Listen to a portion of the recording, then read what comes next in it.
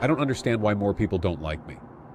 I mean, I have an exceptional fan base full of exceptional people. You don't. I mean, they're one of the only online communities that actually have concrete morals and principles. They don't. Why won't the broader online left accept me? I don't ask for much. You do. I'm a good person. You aren't. I have such a high IQ. You don't. If only people could just listen to how I could be a huge benefit to the broader online political discourse. They wouldn't. They'd see that I'm correct on literally everything. You're not. I'm a socialist. So? For the life of me, I just can't see why people in general don't like me. I can.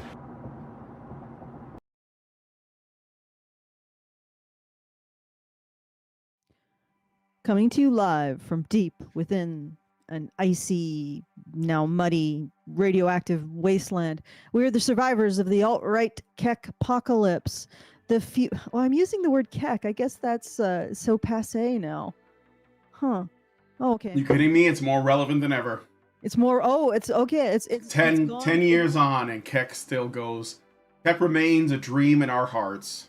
It's still going strong.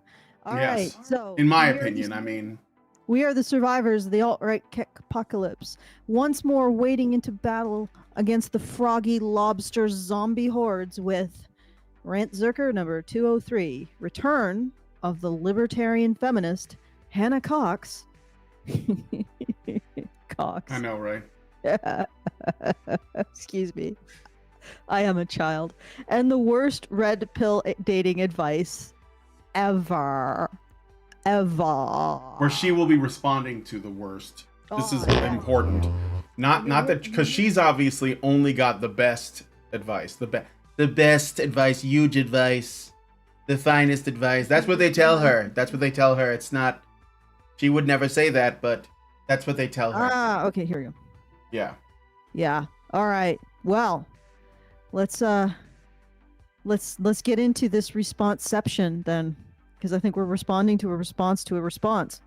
Sort of. Yeah, she's going through a it's like a series of tweets from the red pill, the manosphere, which is a vaguely defined term. And whenever something is kind of broad and vaguely defined, that makes it like ripe for people to strawman so that they can promote their own voice. So, yeah, we'll just start with her intro and let's see, like, it's not a super long video, but, Unfortunately, today we don't have a Karen as her car broke down. Yeah, Karen's car broke down, so she's not with us right now, and I'm sorry for the misleading image. So there she goes. She's gone. She was on there because I was waiting for Karen to join the call, but however, she had a problem with her vehicle. We will bring her on when she no longer has a car that isn't working. But yeah, you know, we might actually get through the whole thing today. Maybe. Because we don't have Karen. I do have a transcript for this video, so if we need to like look for something specific, I can just search it and go to that time code. So okay. But all right. Got the things. All right. So all right. Oh, do you want to do the things before we start playing the video? Yeah, I will do the things. I just want to say my name is Allison, and I'm with Brian. And just so you don't know who we are, now you do. For what it's worth. Yeah, exactly. I mean, there might be some people out there who are tuning in, and they're like, "Well, who are these people?" Yeah. And we're not furries. This is branding. Yeah, these are mascots. These are mascots. Yes. Mascots. Yes. We are not furries. So if you're here for that, I'm sorry to disappoint. I'm sorry to disappoint. You could be slightly disappointed. However, you know, like we aren't. I grew up with cartoon animals. In my life, but I'm these not are funny furry. animals. They're not furry animals. Yeah, they're supposed to be funny. Yeah. Okay. All right. Let me do the things. So once again, we are doing our monthly fundraiser to make sure we can keep bringing you this very unique content. And if you would like to help out and make sure that it doesn't disappear, then please go to feedthebadger.com/support. We have 3 days left and a ways to go. Well, actually, we're not doing too bad. And I do want to thank everybody who put something in early. That's so much appreciated because it takes a weight off our mind. So we have about 1,600 left to go, 3 days to go. And if you would go to feedthebadger.com/support and put what you can in the hat, I will do some arm twisting at the hour because it'd be nice to get this started, get this moving again. Yeah, so and again, every bit helps. Like $5, $10, whatever you can spare helps. It all goes in there. It all is the last $5 that got us over the top. So don't think that it doesn't matter what you are able to help with. So once again, feedthebadger.com/support. Just put it in your browser. Just write the URL out, put it in your browser, think about it, press return, go look at my website that looks like it's from the late 90s, blast from the past, and just consider supporting us. Very much appreciated. And again, thank you to everybody who has so far. You're great. You're great. You're the best. And also, if you want to send us a message, and please do, so we know that we're not screaming into the void, that you are enjoying this content, that it is engaging your mind, it's making you think your esoteric thoughts. Please send those to feedthebadger.com/justthetip. You avoid the minefield of YouTube algorithmic shenanigans, and we get the full benefit of whatever dosh you send us. So it's a win-win, but not necessarily for YouTube. But I don't know if YouTube needs to win anymore. All right. So once again, feedthebadger.com/support to support the show. Feedthebadger.com/justthetip to send us a message and a tip. And you can combine both too if you want to give a support and then also send us a message. You just have to put both into your cart and check out. And yeah, we will get it. We will get both. We will get alerted to both. All right, so back to you, Brian. Let's get a little bit in here. Yeah, let's get into this video. So this is Hannah Cox. Hannah Cox is, basically she is a self-described libertarian feminist. And I mean like black and yellow, ANCAP style, according to her. This is a definite, it's probably would be considered by people on the outside that don't know the opposite of Maria McClellan, who is the woman we've been responding to in the last few Rantzerkers, who is more of probably like a second wave, hardcore turf type feminist that thinks that she's completely reasonable. But you will soon learn that Hannah Cox is on the same side that every feminist, no matter what their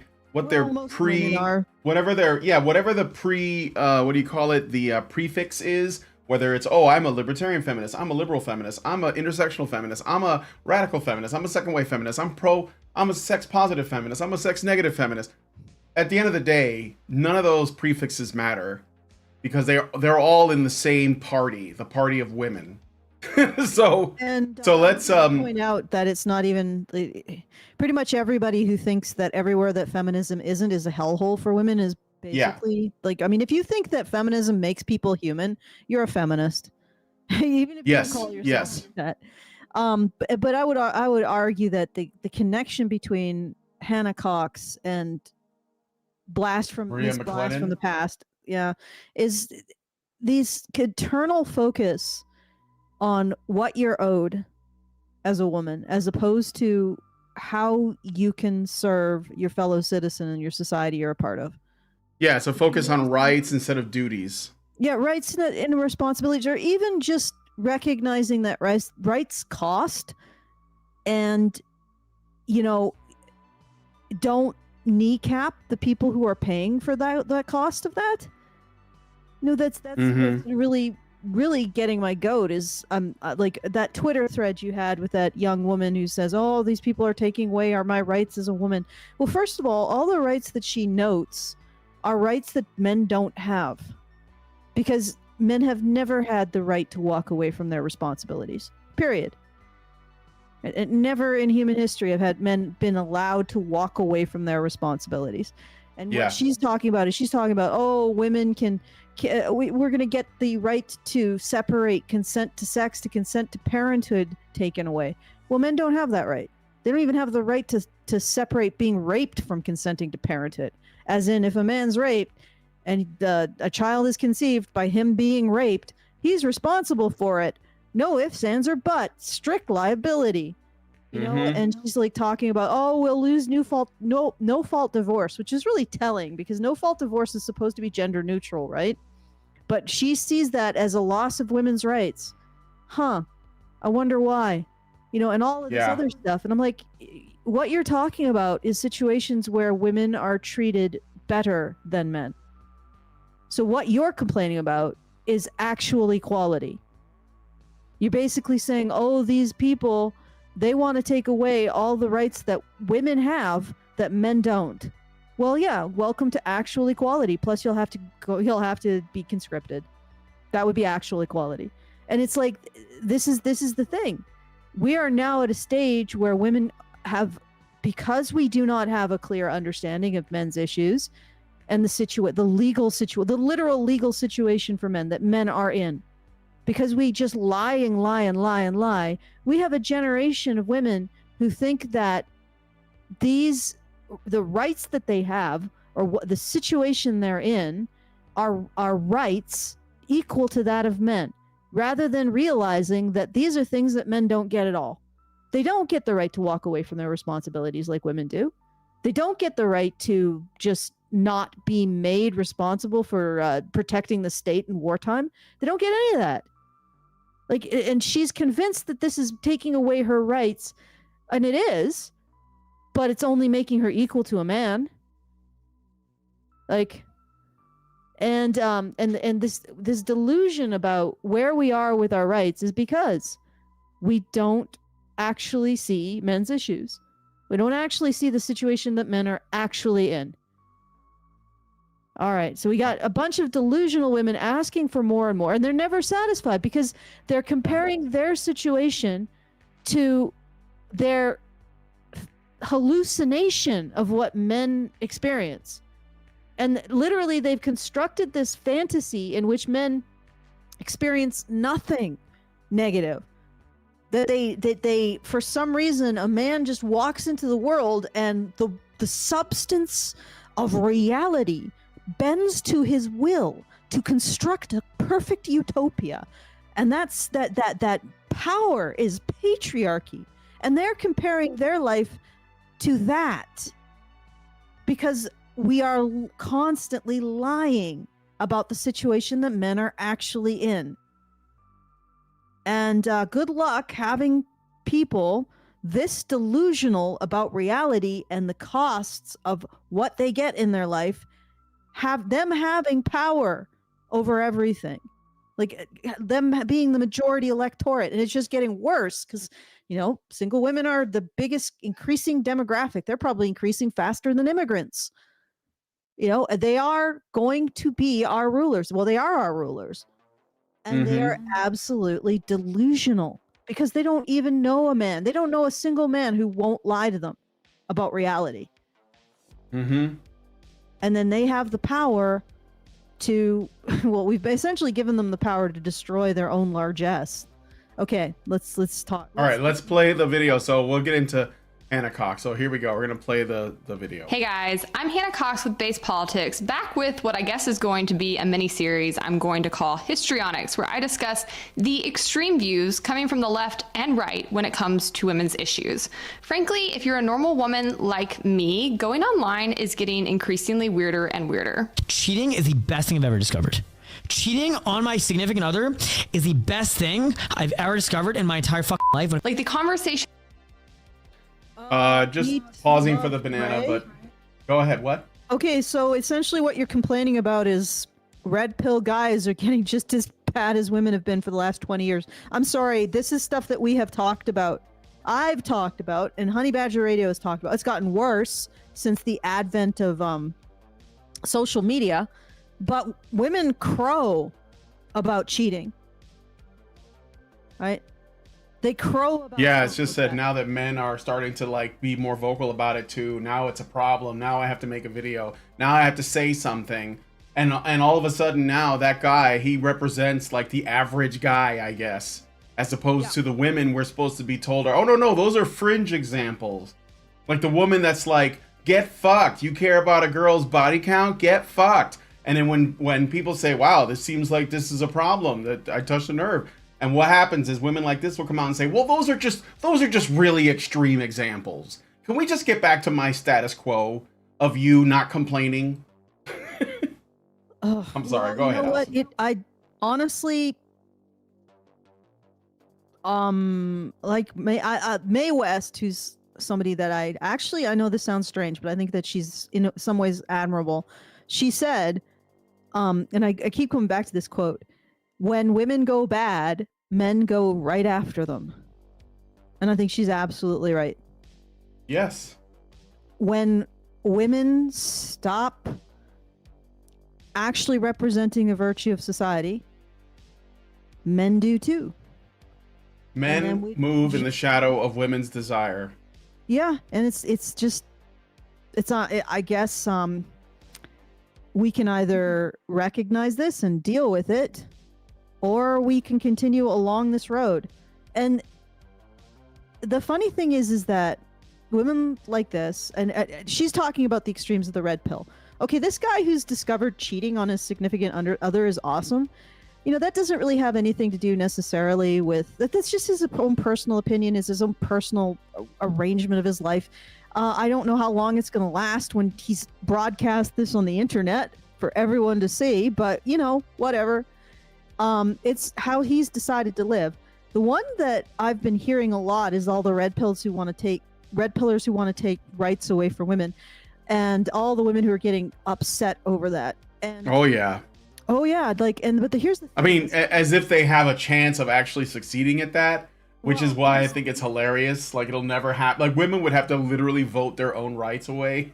Yeah, that's the only way it's gonna happen. But sure, they'll get upset anyways. Go ahead, Alison. It will happen. Okay. They will collapse the system with their incessant demands. They will go to the replicator, which is sort of the way it is. The party of single women will go to the replicator, and they will demand contradictory things. They will demand things it can't reproduce quick enough, and then call it oppression when it can't. They'll demand high volumes, low volumes, all a specific glittery shade, and that is completely individual. And they're going to blow the fuck out of the replicator, essentially. And when that happens, most likely they will have to reduce their rights, because they literally think that their rights are the ability to input whatever they want into the replicator without any consideration of what capacity it can actually sustain. I don't know if anybody is understanding this analogy. Yeah, no, I understand. Oh, great! Somebody does! Yay! Yeah, I know. I mean, but then they're just gonna blame men again. It won't matter, because at that time, they will. I mean, there'll be nothing left. Yeah. It's just, and the funny thing is that I've said this. I don't care how women fix this.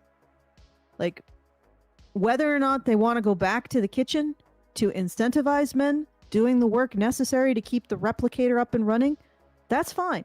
Or if they want to go out and roll up their sleeves and help do the work to keep the replicator running, they can do either.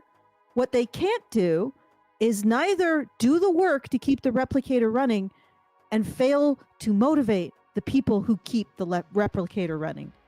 The replicator will break down if you don't either help repair it or help incentivize the men who will repair it. You get what I'm saying? Yeah. Because this is not a long-term solution, friends. This is not a long-term. Men still do the majority of the work necessary to keep society running. And if women are not going to pick up the slack, and they are not going to incentivize men to do that work is not going to get done. And it doesn't matter how many feminists cry and screech and say, "Oh, I don't want to live in a society where men want to be incentivized to do the work to keep society running. Let it all burn. I just don't want to." Well, good, because you won't be. You know, if you're a mom, you're going to enjoy watching your kids grow up in a society where that doesn't happen anymore, right? If you are, I don't know, middle-aged right now or a little bit younger, you're going to grow old in a society where that doesn't happen anymore. You'll get to live in that society if we continue to do this. But who knows? Maybe we'll just keep limping along for the next couple generations and implode as a species in the most undignified way possible. All right, play some more. We're just getting started here. By the way, Shelsa says I'm going to be calling out both sides. You guys probably know how annoyed I am with that very idea of saying both sides. It just bugs the shit out of me. like you act like you're not a part of this problem, like you're somehow just like on the ninth dimension, looking down on the ants that are the human race and saying, why are you guys doing things so wrong? Well, I mean, how does she say we should do them right? Okay, let's get into it. No degree of humility. All right, let's play. Actions I see taking place online, I never hear actually happening in the real world around me. And I don't know if that's because this is just coming from extremely too online trolls, or if people around me actually think like this. And I'm really concerned it's the latter. This week, I want to discuss some of the worst dating advice I've seen on the internet. It's getting really bleak out there. Almost every woman I know is not having a great time dating. They go on apps, they get disrespected, the men say weird things to them, Let's see what this says. A dream home must include an outdoor shower to immerse you in the surrounding nature, a toilet with stunning views of the landscape, and a sex dungeon. This a woman? This is Hinge? No wonder you're alone, Shoshana Weissman. You want what? Okay, no. But she's open. She's saying she opens the dating app. Is this like a poll? This poll, and then she closes the dating app. Oh, I see. Still. Like what? Okay. Okay. All right. You're very delicate, Shoshana. Let's keep going. Ghost. I don't understand why you're not drinking. It's brunch. I told you I don't drink. I don't even know why you ordered the drink. Well, if you don't drink, you're gonna pay for this meal. Can I just get a mocktail, please? No. Can we get a round of shots for my friend here? The list goes on. So the suggestion there is he's planning on drugging her. Why would she share that clip otherwise? And how do we even know that's real? Yes. But go ahead, Allison. Okay. Well, that was weird. She can get up and walk away. She can be like, okay, well, I guess I'm not having brunch with you. Yeah, but if you got up and walk away instead of recording it and posting it online, you wouldn't get as many hits. And it really has made me question, like, where are the normal men? What is wrong with the men? And I don't know if I've solved the whole puzzle, but I think I've at least found a piece of it, and it is online dating advice from... Okay, go ahead. Let's note this. What is wrong with the men? Are we going to get the what is wrong? Oh, by the way, you got the transcript. Do we get the what is wrong with the women?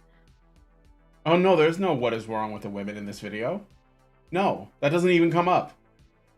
There's nothing wrong with the women. Okay, so what we've done right here is we have found an example of some online poll, which was posted by someone on Twitter. No idea what's the source. Maybe it was just some generic, like, ice breaking thing. Like, is a sex dungeon really that crazy at this point? I mean, it is 2024. He's mentioning a sex dungeon like immediately, like, oh my god, that's my. I thought she was libertarian. I thought that was like weed. I thought that a sex dungeon was just the free market, like responding to demand or something. Okay, so we got one tweet with a poll that references a sex dungeon. All right. We do not know who the poll is from. We don't even know if it's some sort of like thing that just a joke that's being sent around or anything. And then we have this one dude who's being weird about drinking, which admittedly, like, if he did that with me, I'd be like, you know what?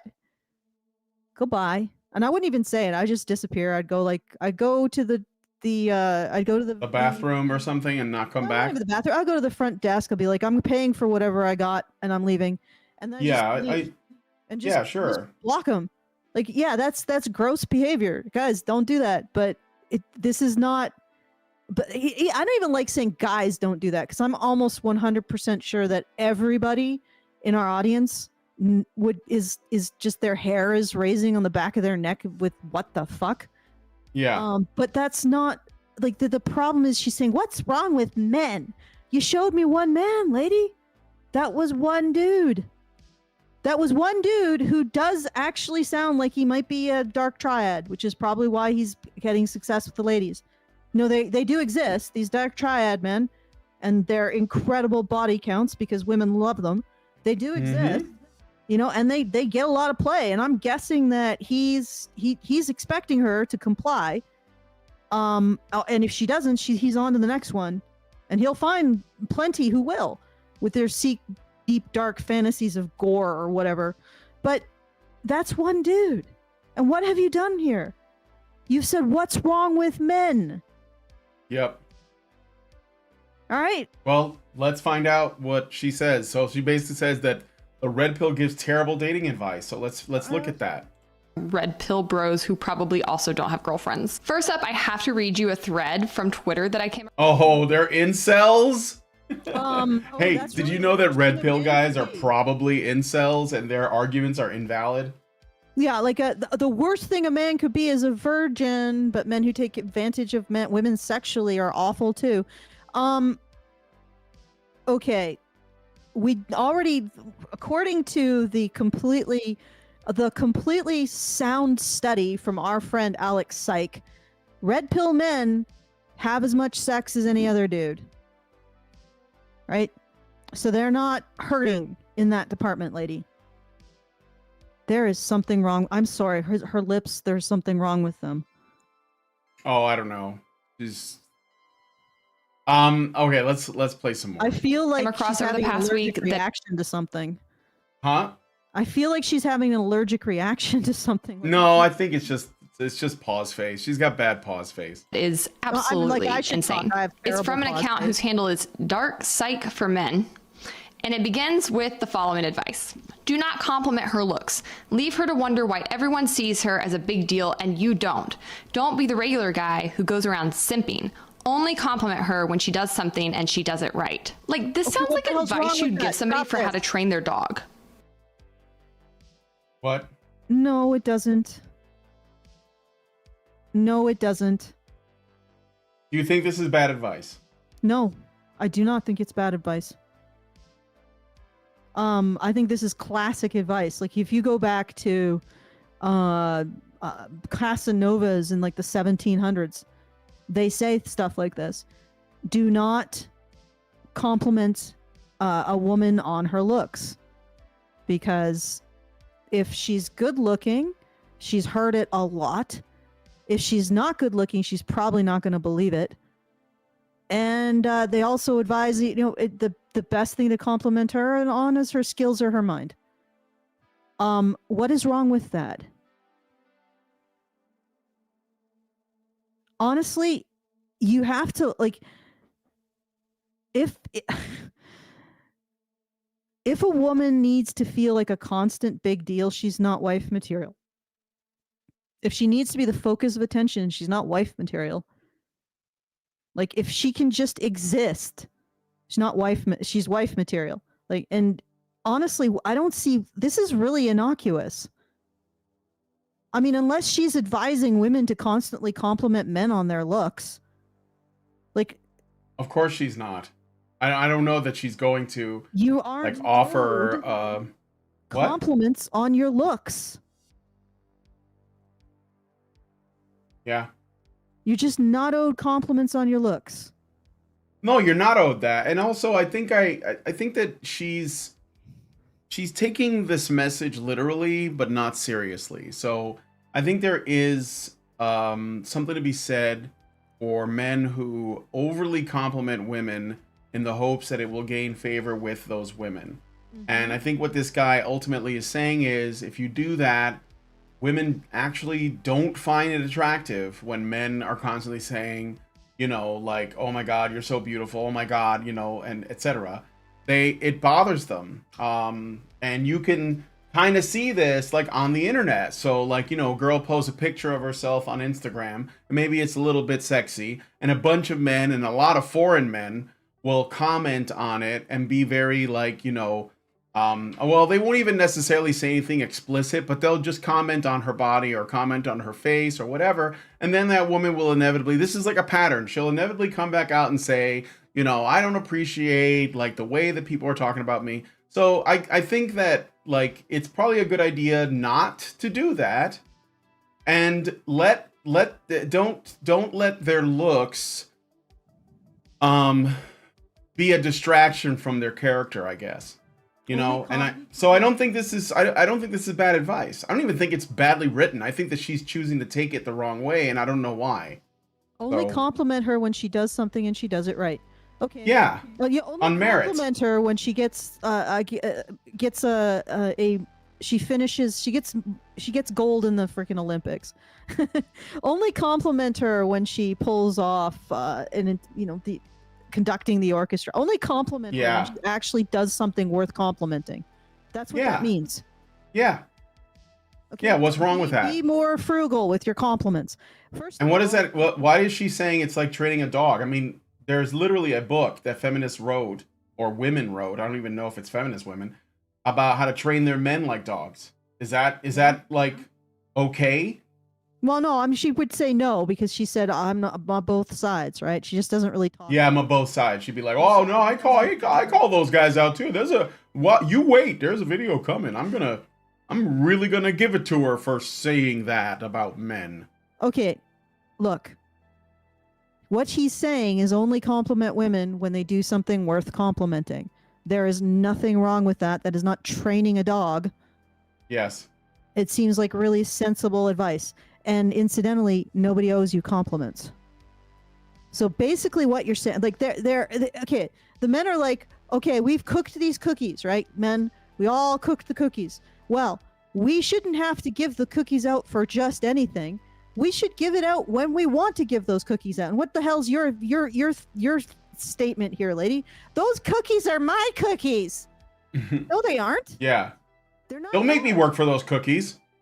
Men get to choose how they deliver compliments. Right? Yeah. There you go. And until women are delivering as many compliments as men, you know what? When women get to choose the compliments that they deliver. And it's not like men get many. So you're not giving maybe that's what this is. Like she's like, I want to be able to give out cookies, but I don't want to have to give out cookies. I want to have the power of incentivizing behavior, but I don't want to have to do the effort of giving out cookies. Yep. I'm just making a huge. That's right. Let's play some more. Yeah.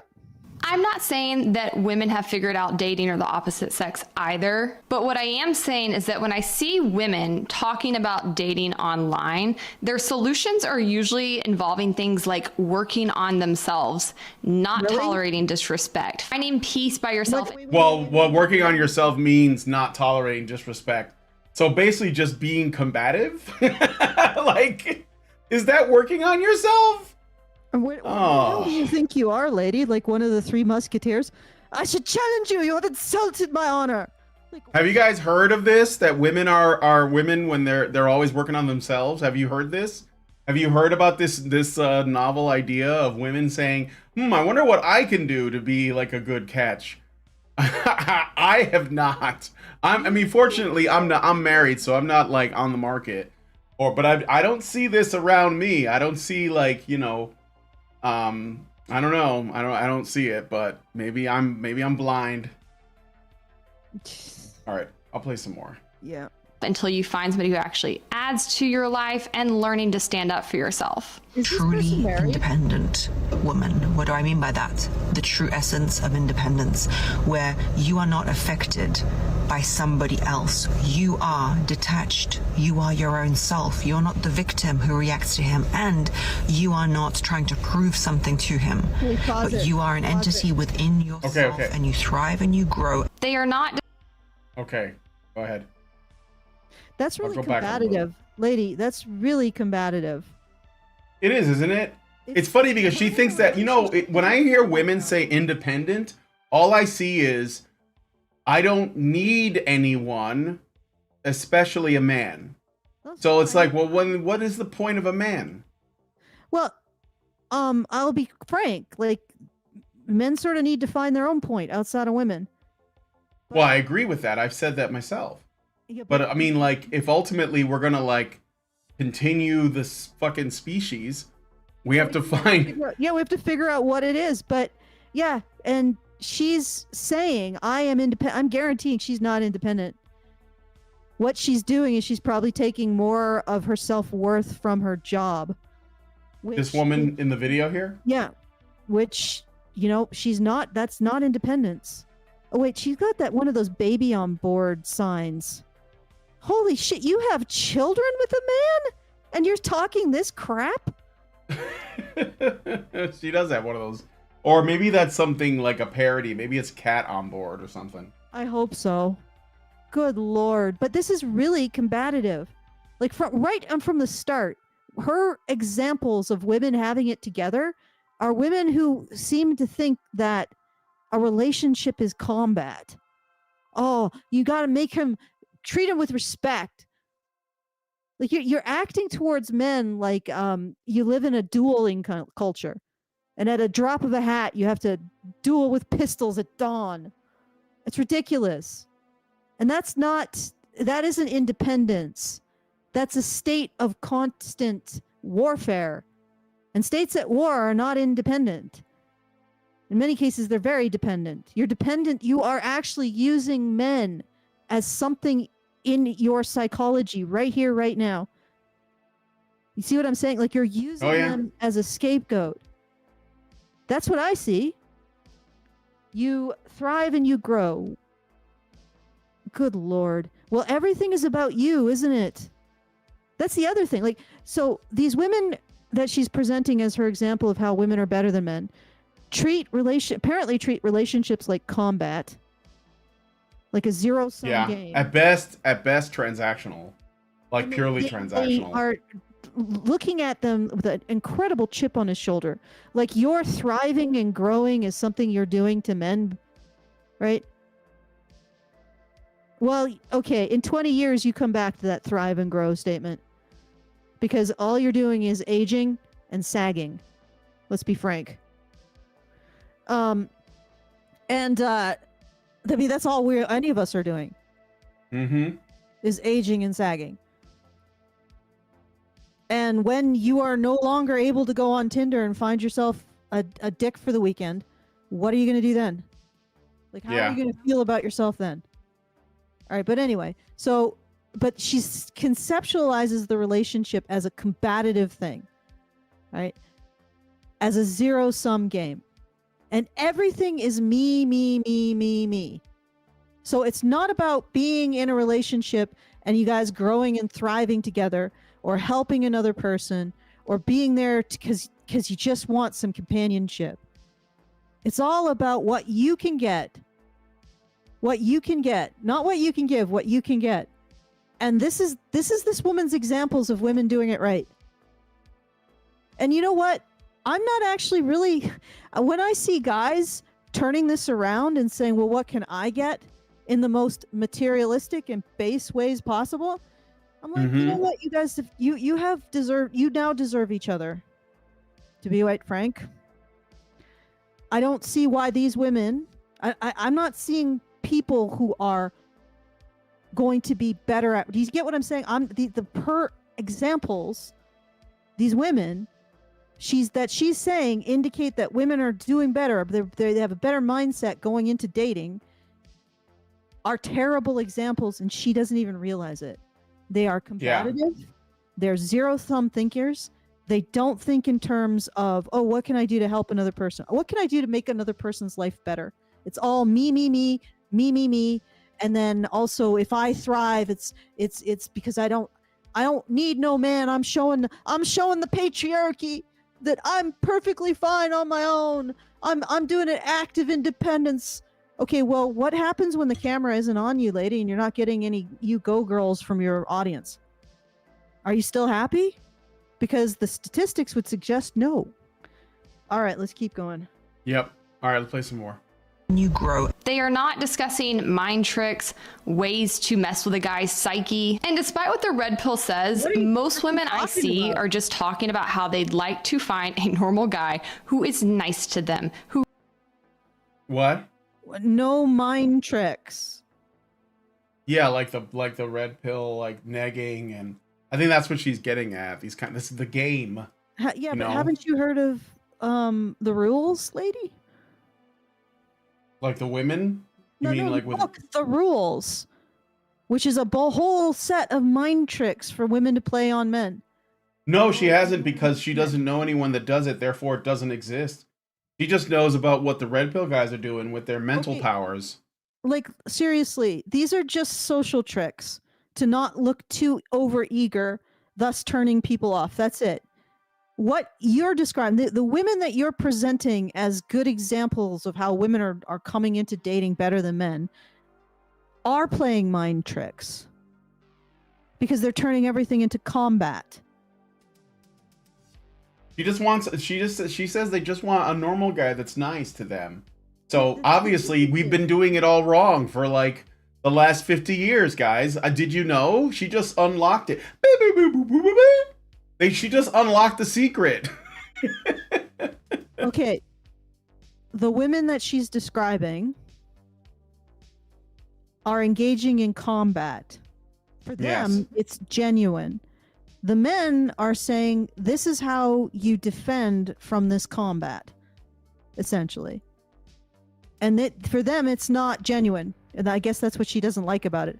I suppose she would like, I mean, honestly, what if we saw a man? Let's go back. Let's go back to the woman that she's presenting as the super example of how awesome women are. Okay. Miss Independent? Yeah, let's see.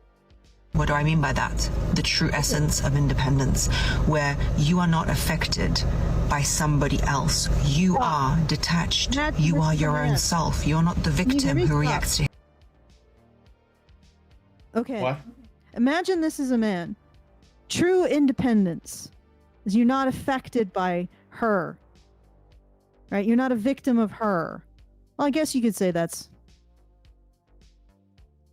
I mean, it really sounds like she's talking about something that's occurring in her life or has.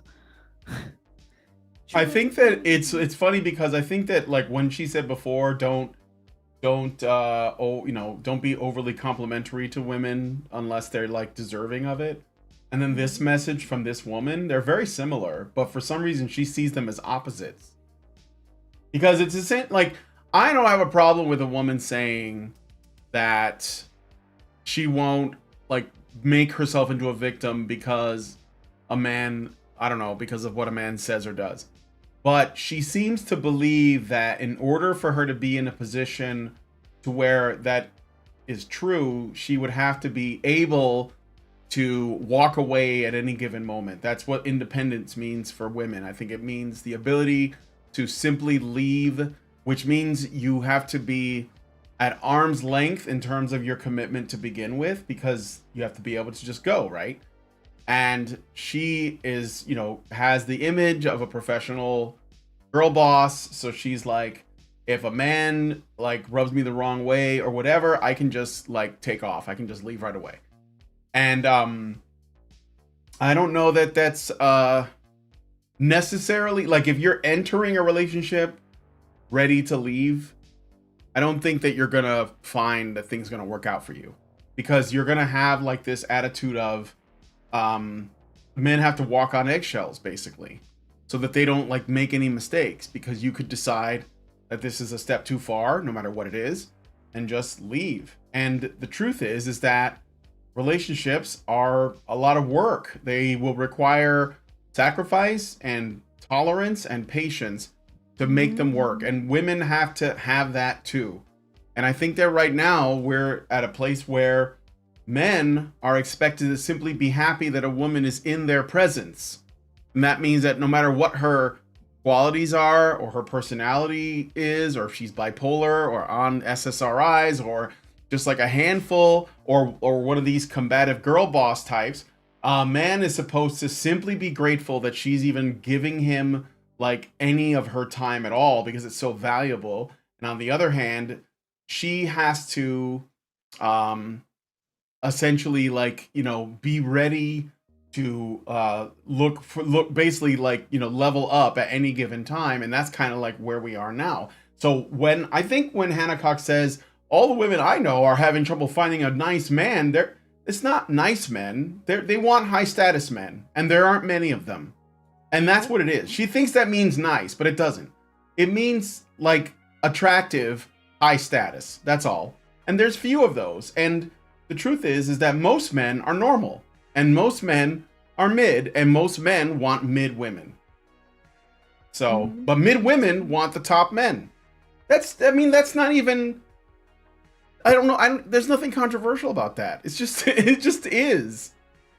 Yeah. It shouldn't be controversial, but okay. What I'm trying to get at is that this is what she considers to be a good approach to relationships. And essentially what this woman is saying is that she does not let her male partner impact her. Like, and she's either presuming that she's in a relationship with an abusive man, which why is she presuming that? Or one that's like liable, like basically one that might become abusive at any moment. That's what I'm saying when I say they have to be ready to leave and have to declare their independence up front. Approaching this from a particular mindset, like I said, like a zero-sum game, like a combative mindset, that she got to monitor him.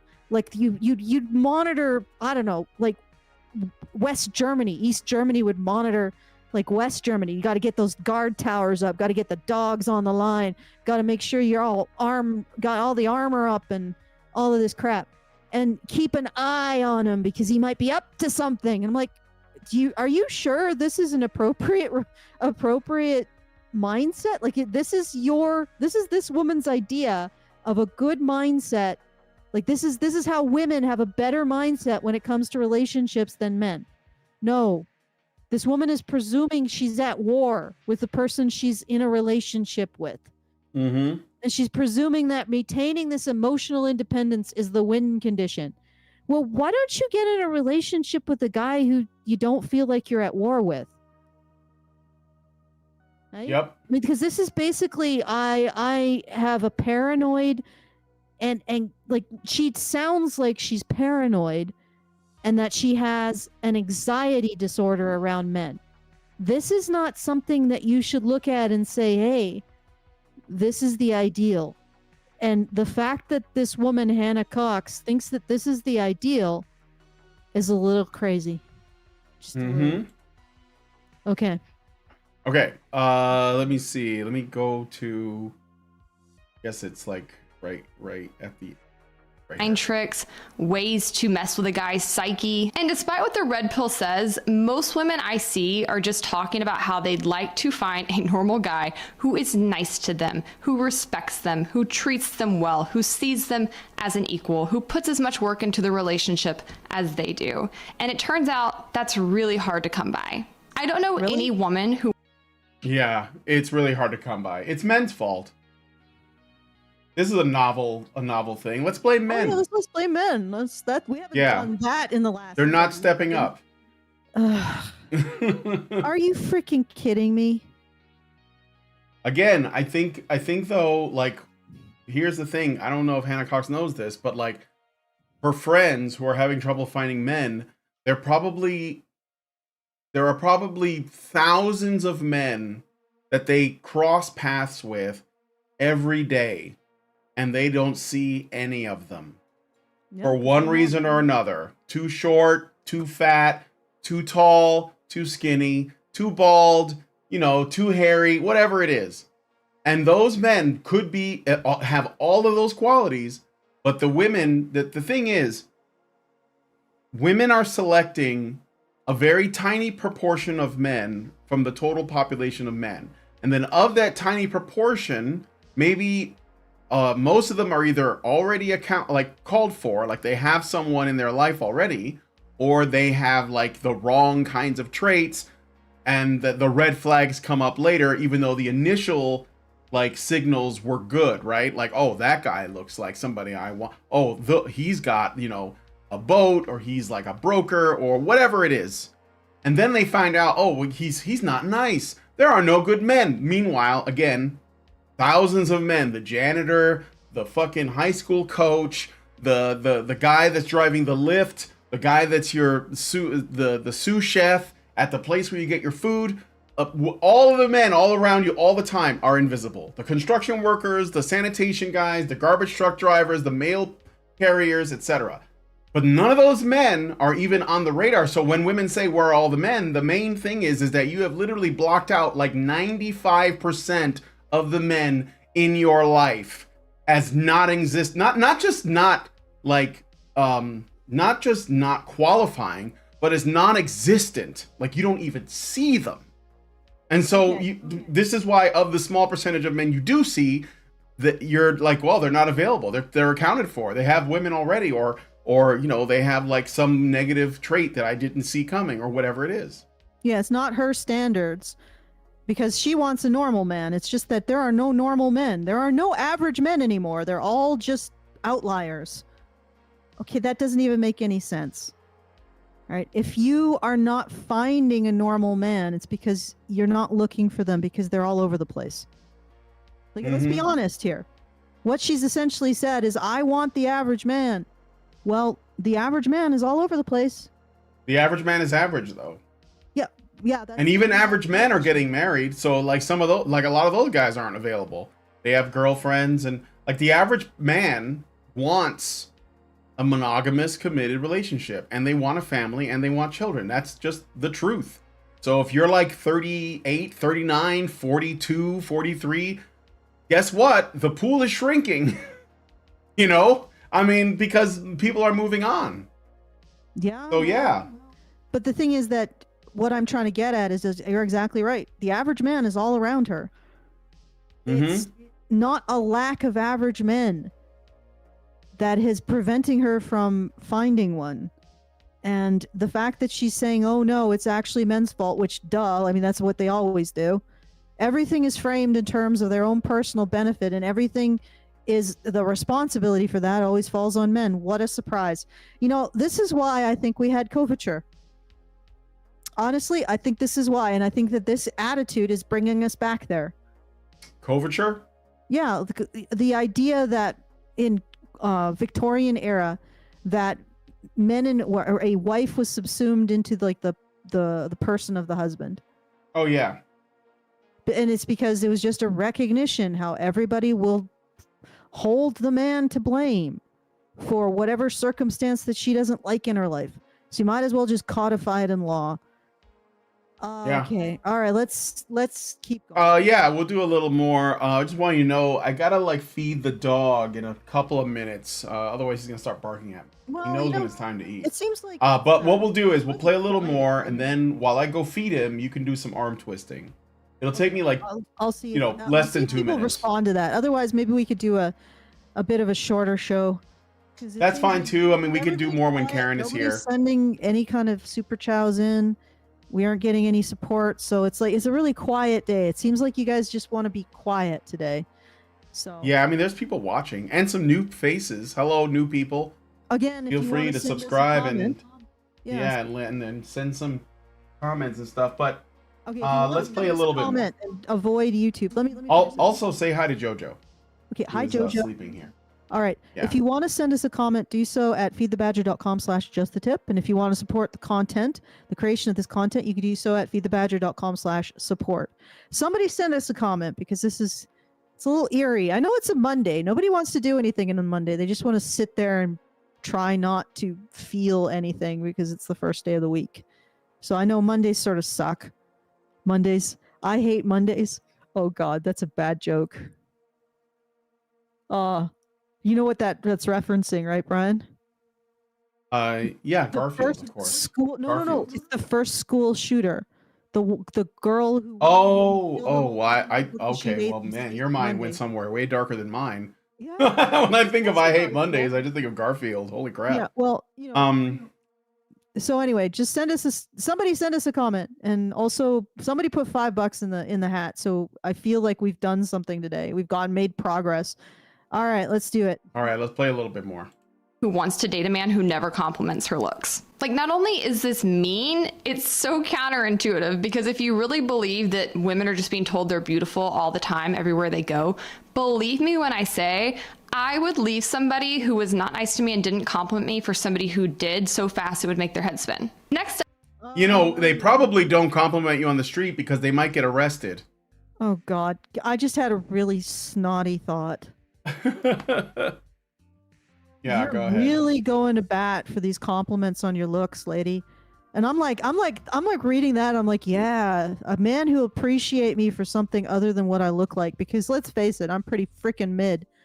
So somebody will be like, oh yeah, you really knocked that analysis of the economic situation of 13th century England out of the park.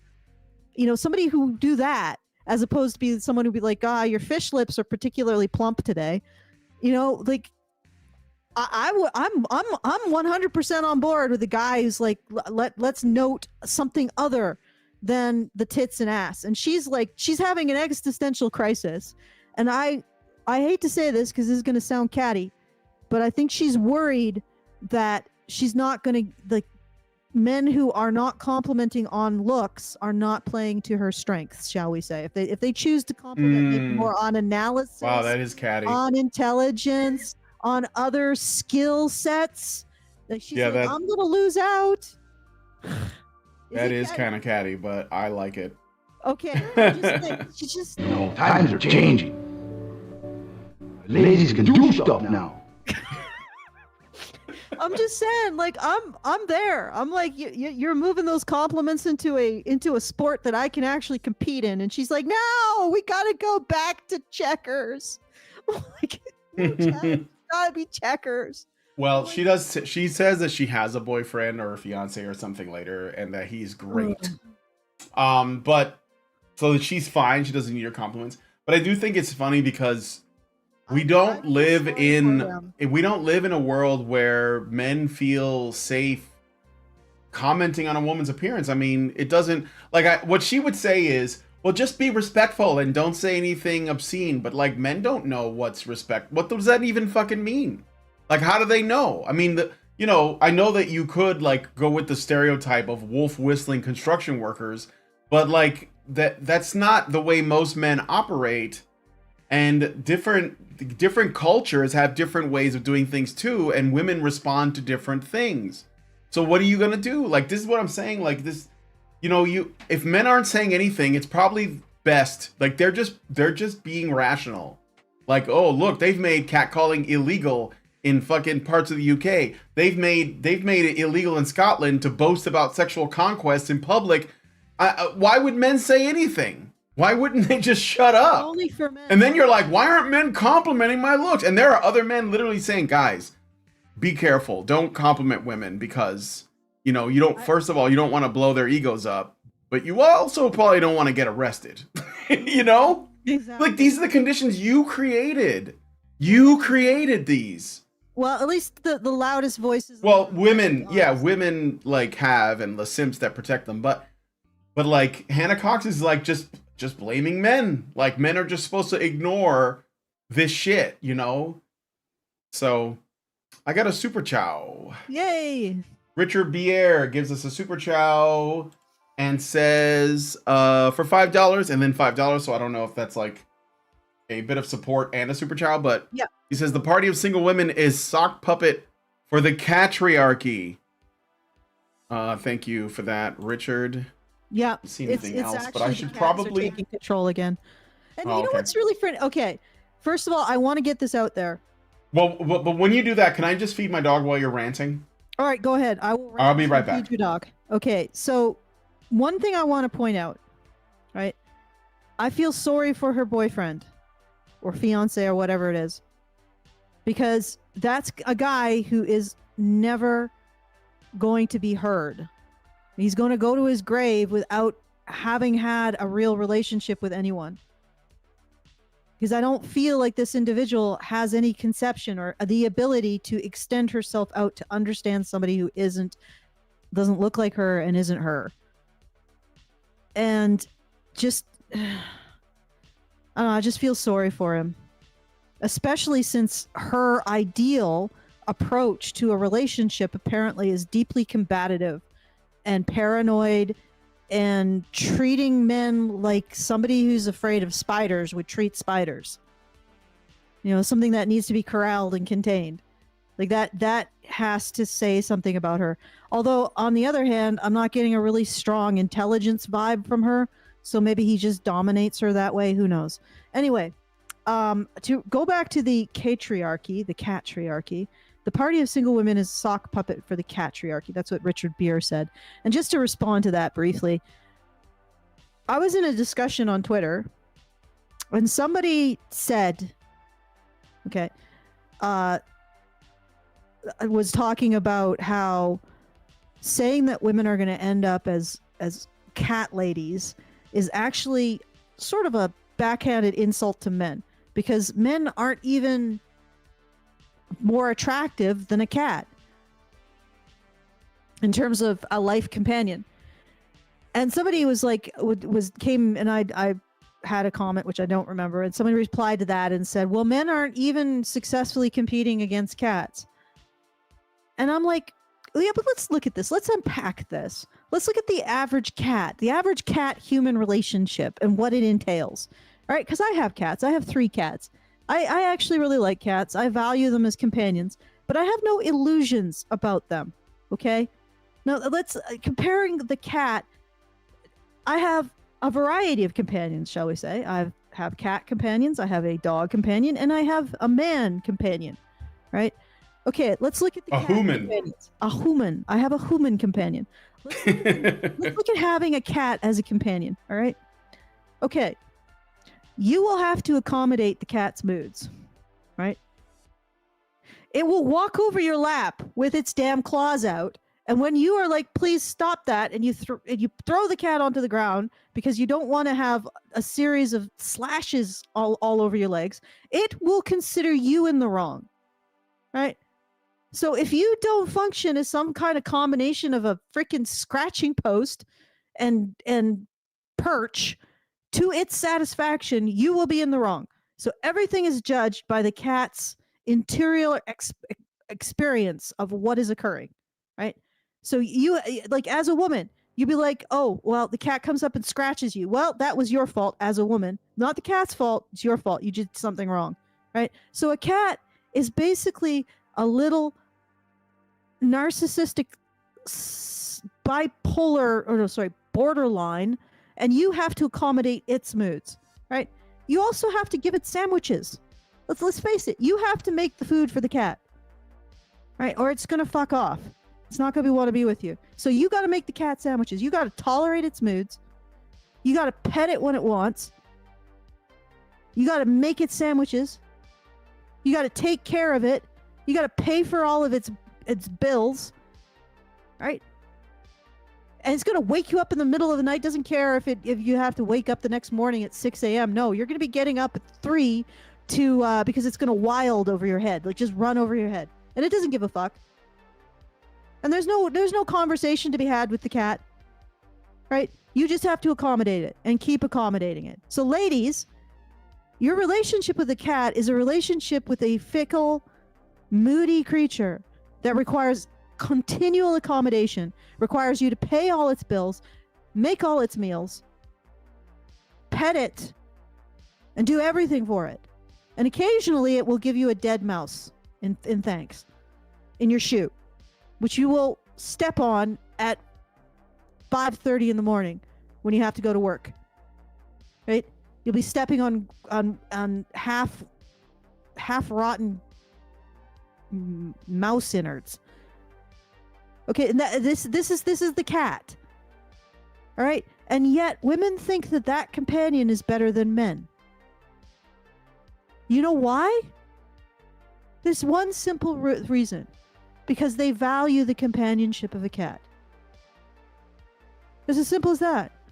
And they do not value the companionship of a man. Like my husband goes out of his way to, make coffee, make food, clean things up, build shit if I need it. If I'm upset, I don't know, he'll perk his ears up. And like, for example, there was a comment that someone sent like a month ago. And they were saying, you only have yourselves, like at HBR, Honey Badger Radio, we only have ourselves to blame. We only have ourselves to blame for sucking, right? And that got me really upset for a while, And my husband sort of noticed this. He didn't say anything, but then he got it in his mind to completely renovate the front area of the Badger Cave and put up all of the things that we've done over the last 10 years. So that every time I walk in, I'm like, oh, right.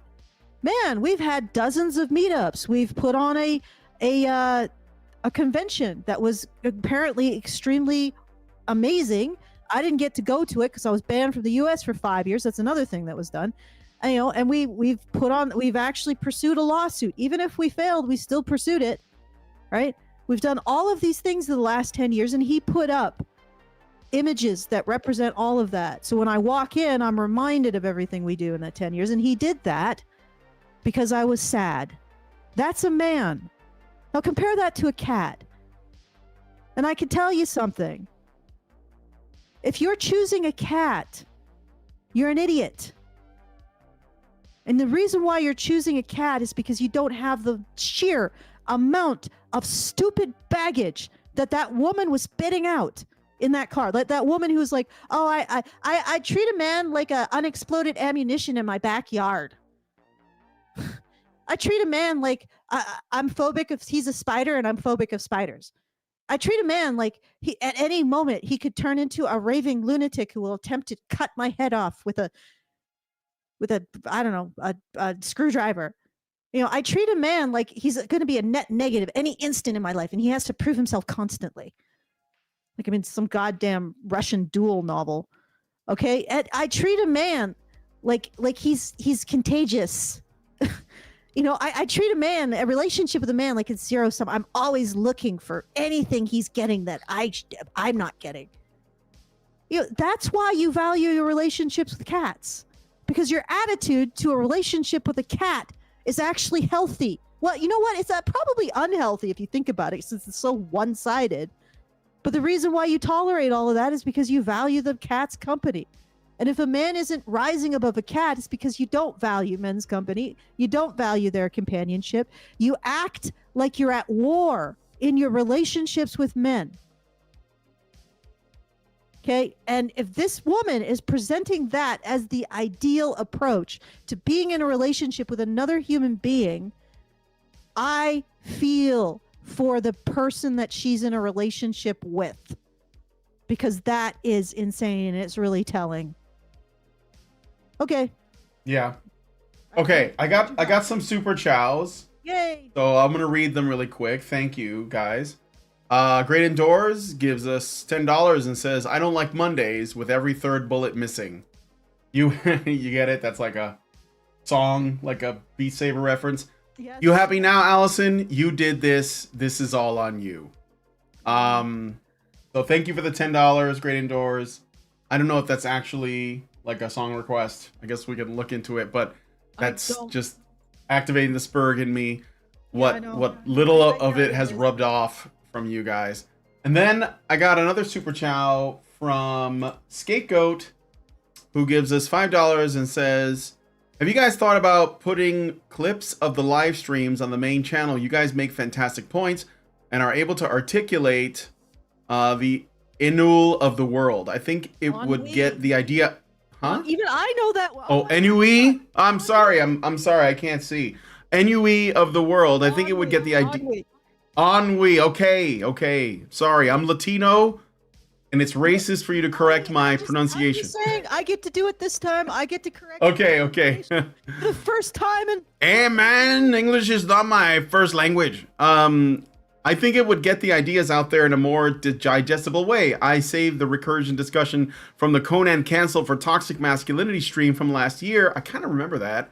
I'm very passionate about toxic masculinity and Conan the Barbarian, and reflect on it every now and then. And just now I am saving the sentiment on zero-sum women because it was really well put. Just a thought. Well, men's rights activists are machines, dude. You know what? I've been saying this for a while. I don't know. I think there's the only issue is I agree with you, Scapegoat. And this is one of the reasons why I did sort of like start a Riverside account, because Riverside has this AI thing where it goes through videos and it creates a transcripts and it splits the video into little sections.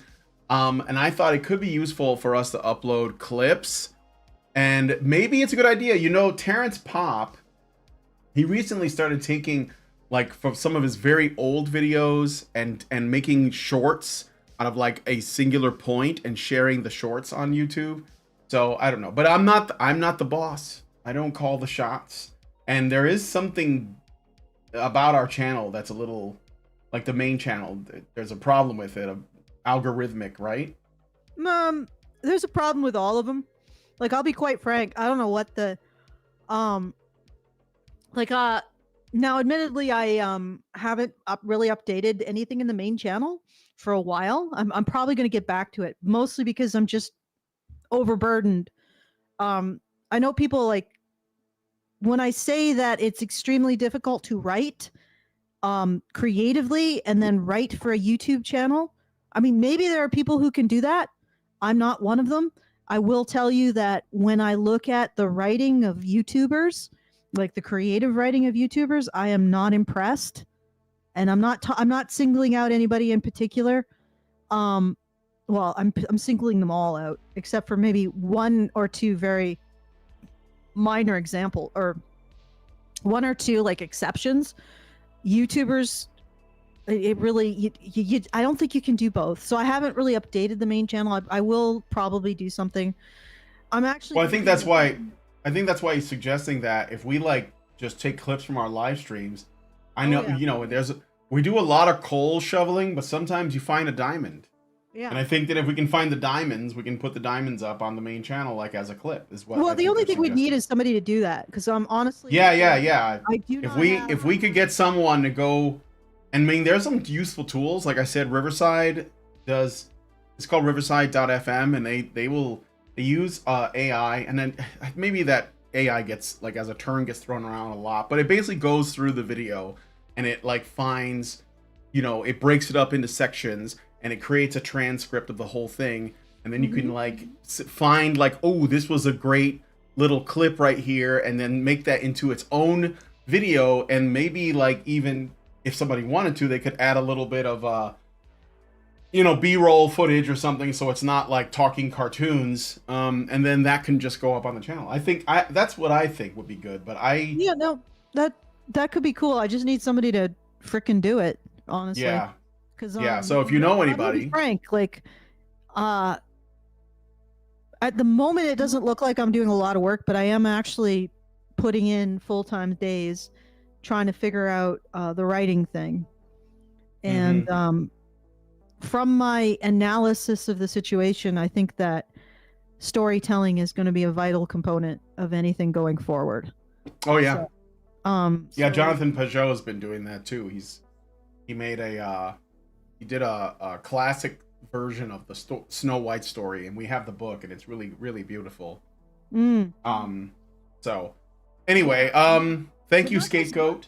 Not just recreating old stories, but also I know, sure, a synthesis. But yeah, I just honestly, it'd be nice to just get some people together to do that, and I would certainly be up to putting it out on the main channel as little snippets. Although what I wanted to do with the main channel, I was getting to that, is I was thinking of doing more analysis of female characters in fiction, because I think people are sort of fascinated by that, and I'd like to get into more how women have almost completely lost all of that historic.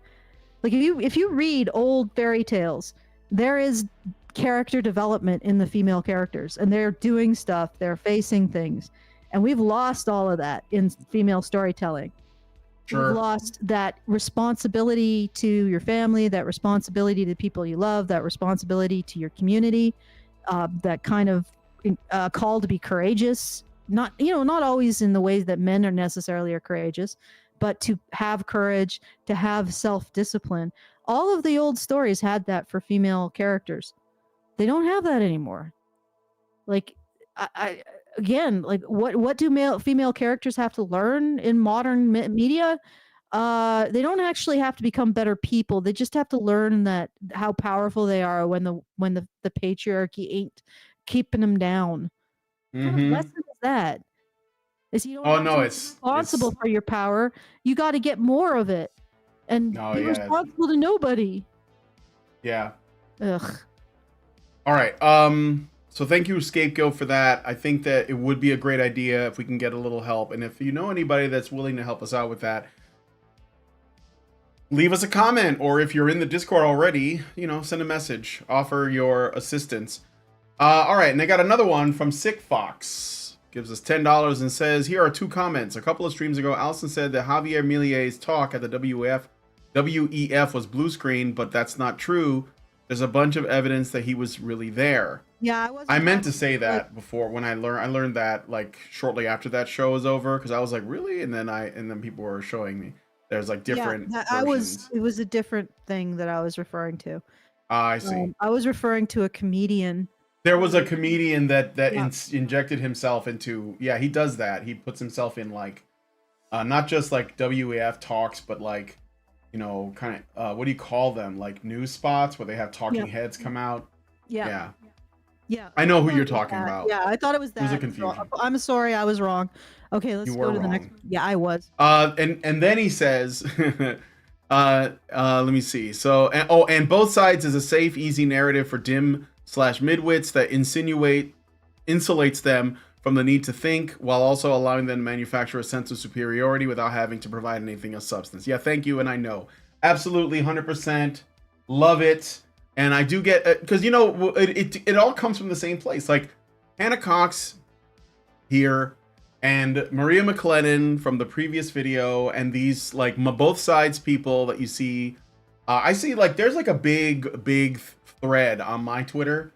I don't know. I'm like getting the fire fucking Twitters started. Like, I just share a simple thing and it's turned to this big thing. And there are people doing that in there. They're like saying, I don't like either extreme. I don't like the red pill or the feminists. Ha, checkmate extremists. And I'm like, wow, 100 million IQ take from the galaxy brained guy on Twitter that doesn't really know what we stand for, telling me where we are.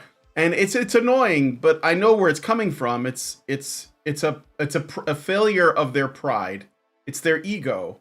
They can't say, I might be wrong about this. I should look into it. And because they lack this humility, they never find the truth. They just say, I'm not on either side, and then they act like they just, I don't know, won the game or something. But you don't really, like, I'm not interested in winning. I'm interested in the truth, and I'm interested in people participating in the discourse of the truth. That's all. Maybe, and I always say this, maybe I'm wrong. Maybe I've been wrong about all of this shit. But I want someone to show me and engage me like an adult and not just be like, I know what you stand for. You're on team blue or team red or whatever. And it's like, you don't even know what I'm talking about. Like, what is the middle point between a man and his children? Like, where's the fence when there's a father denied the right to see his child? Where is the fence when a man is destroyed because a woman made an allegation against him? When this happened to Johnny Depp, like, women that would probably have otherwise thrown him under the bus, like, or any other man under the bus, came forward to defend him. And I think part of it had to do with the fact that they thought he was attractive, because now that, like, this thing is happening to Trump, he's getting way less support from women. So it's like, well, why? What's the difference? What's the difference between Trump and Weinstein and Bill Cosby and Johnny Depp and fucking, the guy from that 70s show who got 30 years? What's the difference? I don't play those games. And I think when people do, I think they're just protecting their ego. It's like, put it down. Let's just look at what's just and what's not just for a second. It's okay to be wrong. It doesn't mean you're a bad person. It just means you don't have all the info. Be open to that. And I think Hannah Cox is doing that. She's like, her whole, the tone throughout this whole video is, I am the libertarian feminist. And I think a lot of people, and I'm sorry, because I do have a lot of libertarian like values in me. I find libertarians to be some of the smuggest people, like the smuggest, most like self-righteous, hyper intelligent, high IQ thinking people that are just midwits. They're moral cowards because they don't want to say this is just and this is unjust. They want to be like, well, I mean, there's two sides to the story. And it's like, well, you mean like the woman who stabbed her man like 100 times and didn't go see a day in jail? Where's the middle ground there? Where's the fence? Show me the middle ground. I mean, okay. I'm sorry. I will push back on some of that. Okay. First of all, with Cosby, stuff is coming out that suggests that he was convicted based on doctored evidence. Yeah. Weinstein, weird. Again, some other stuff is coming out. All right. Every person who is accused deserves due process. That's how they're all the same. However, yeah, that's what I'm saying. Johnny Depp, the difference is that he is such a one extreme. Like, the thing is that you could argue that Weinstein and Cosby or whoever else, they're doing something. Okay, Johnny Depp was the victim. Like, these guys, they may not have had victims because due process, and I'm not completely convinced. It seems like Weinstein was more like quid pro quo than anything. But let's set aside. Johnny Depp was the victim who was then falsely accused. So this is in like a whole other realm of just horrifying bullshit. And it was so stark. I think a lot of women couldn't hang on to, oh, well, he could have been the aggressor, or, oh, well, he's sleazy, or, oh, well, because Johnny Depp not only is attractive, he also played a certain type of character that had a certain type of vulnerability. So I think there was like a perfect storm around Johnny Depp. And it was the fact that he was the victim and he was the one, and that she also threw it in his face. Like, who's going to believe you if you say you're the victim, right? Remember that? Sure. I remember. One of the things, that's one of the things that really blew it up. So yeah, it was partly because he's attractive, but I think it's also because he wasn't, like, let's face it. Well, let me. I agree that, but I think that the reason, I think that it helped that he was a person that women liked for other reasons, that they were willing to look into the case more deeply. Yes. That's what I'm saying. Like, yes, if you look at Justice Brett Kavanaugh and the accusations levied against him, specifically just to prevent him from getting on the Supreme Court, let's be real. That's all it was about. And we talked about how hard it is for men to like handle false allegations, especially rape allegations. They're psychological trauma. Like, there was the story of Alec Holoka, who you guys might know from Gamergate. He killed himself because Zoe Quinn accused him of rape. And people believed it. Even after he died, and it came out that it was all, like, there was no evidence at all, and he killed himself. And even after that, his sister was like, well, I believe victims. It was, so, I mean, I'm saying that... No, you don't. Your brother's one. Obviously, yeah, your brother is one, but I'm saying that... I'm not dismissing that Johnny Depp's case is unique in its own way. I'm saying that because he is Johnny Depp, he was given some modicum of a benefit of the doubt because there were, and it was a lot of women that were coming to his defense. But if it weren't for the fact that he was Johnny Depp, he wouldn't have gotten that benefit of the doubt. I think that was a big part of what made people say, wait a minute, that's not the guy I know, or, I'm going to look into the case more. Yeah. I think that's the reason, or at least one of the major reasons. No, I'm not going to disagree, but at the same time I think that the case itself, like... Oh, absolutely. The equivalent would be if the women were raping, or what would be... Yeah, actually, I will go with that. If the equivalent would be if we found out evidence that, for example, Cosby had been the one who had been drugged and raped. And I'm not saying that that's what happened. I'm saying that the reverse had actually happened, and that it was a false accusation against him. So I mean, it's a bit different because the level of egregiousness, I think, it's substantially, because it's not just a false accusation of the man. It's falsely accusing him of what you yourself are guilty of. Right? I don't think anybody's saying that Weinstein was raped by the women or Cosby was raped by the women. No, I'm not saying Nor is there evidence that was the case. Whereas with this situation with Johnny Depp, there is significant evidence that he was indeed a victim of what he was being falsely accused of, which is a level of egregious bullshit that is just, I think it just elevates it above the other situations, even though they're not great either, because people deserve due process. And I'm not sure that that's what happened, at least when it comes to Cosby. Sure. Well, I guess what I'm saying is it doesn't, like, my central point is that there is a lot of certainty, and going back to what the guy posted about both sides, I'm saying that, there are some things that are just true, if you're willing to sacrifice your ego and here's a challenge allow for that because go ahead. Here's a challenge to them on both sides. How are both sides right? Yeah, exactly. I can actually, you give me a moment and give me some time to set it up. I will argue that feminism actually provided a function to society. I will argue, and I'm going to present that point, and I think it's critical to understand it. I am not saying it is correct, and I'm not saying that it's going to be functional long term, but I think that it did do something positive for society. So I'm willing to go there, and then one of the reasons why is I'm hoping to do something a little less toxic, but so here's the challenge from both sides. How are both sides right? Not just both sides are wrong. Yeah. Okay.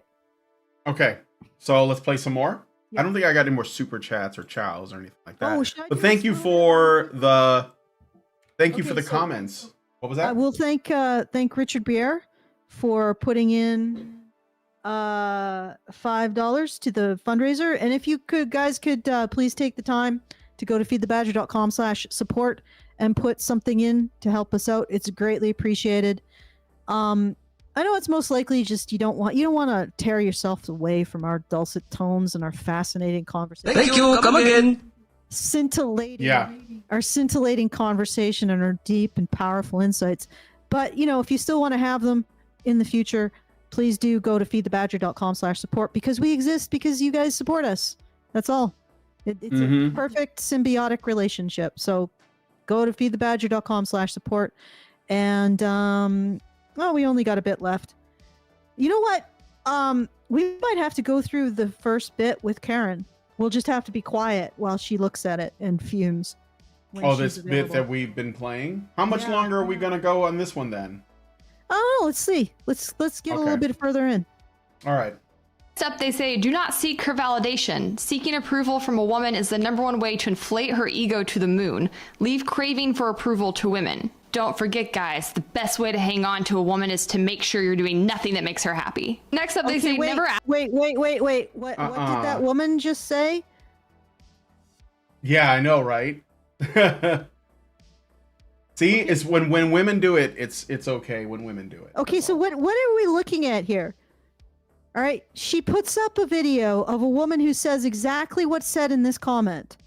And that is the attitude that women should have in a relationship. I mean, honestly, I think that this dark psychology guy, you know what? I don't know. Maybe he's right, because it does seem like women like the dark triad men. Let's be honest. Statistically, they're doing well. I mean, they're like the dark triad men are having no problem with this situation. Like they're making bank. They're crushing puss like never before in human history.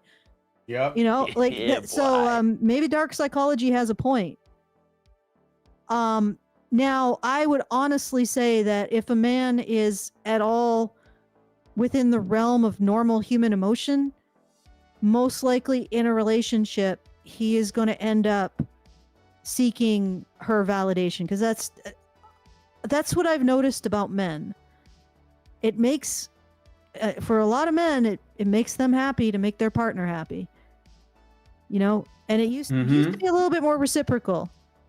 He'd change your tire, you'd make him a whole week's worth of sandwiches or something, right? So I'm not even sure if this guy's accurate. Dark psych for men. Lady, maybe don't quote dark psych for men, because you might. Oh no, she's gotta find the most extreme example. Yeah, but and then use that to refute like everyone that even like is remotely connected to what she considers the red pill / manosphere. No, this is just men. She didn't even qualify the red pill men. She's just saying men. What's wrong with men?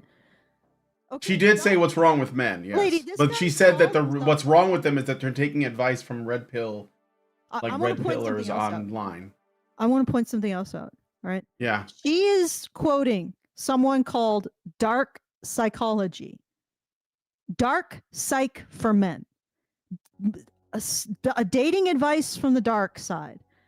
And what she has shown as dating advice, and this guy, I'm pretty sure this branding, dating advice from the dark side is going to be the dark side of dating advice, you know? So it's going to be the darkest stuff you can get. Like, he's going to go for the stuff that's edgy. The dark side is strong in you. Exactly. He's going to go for edgy shit. I just want to point that out. Okay, so this is the dark side. Do it. She's found the dark side when it comes to men's dating advice. This is the Sith. She's found the Sith Lord. She's found the Sith Lord's dating advice Twitter. Always two there are. Okay. And what we see is that Sith Lord's dating advice for men is equal to what she thinks is a good thing for women.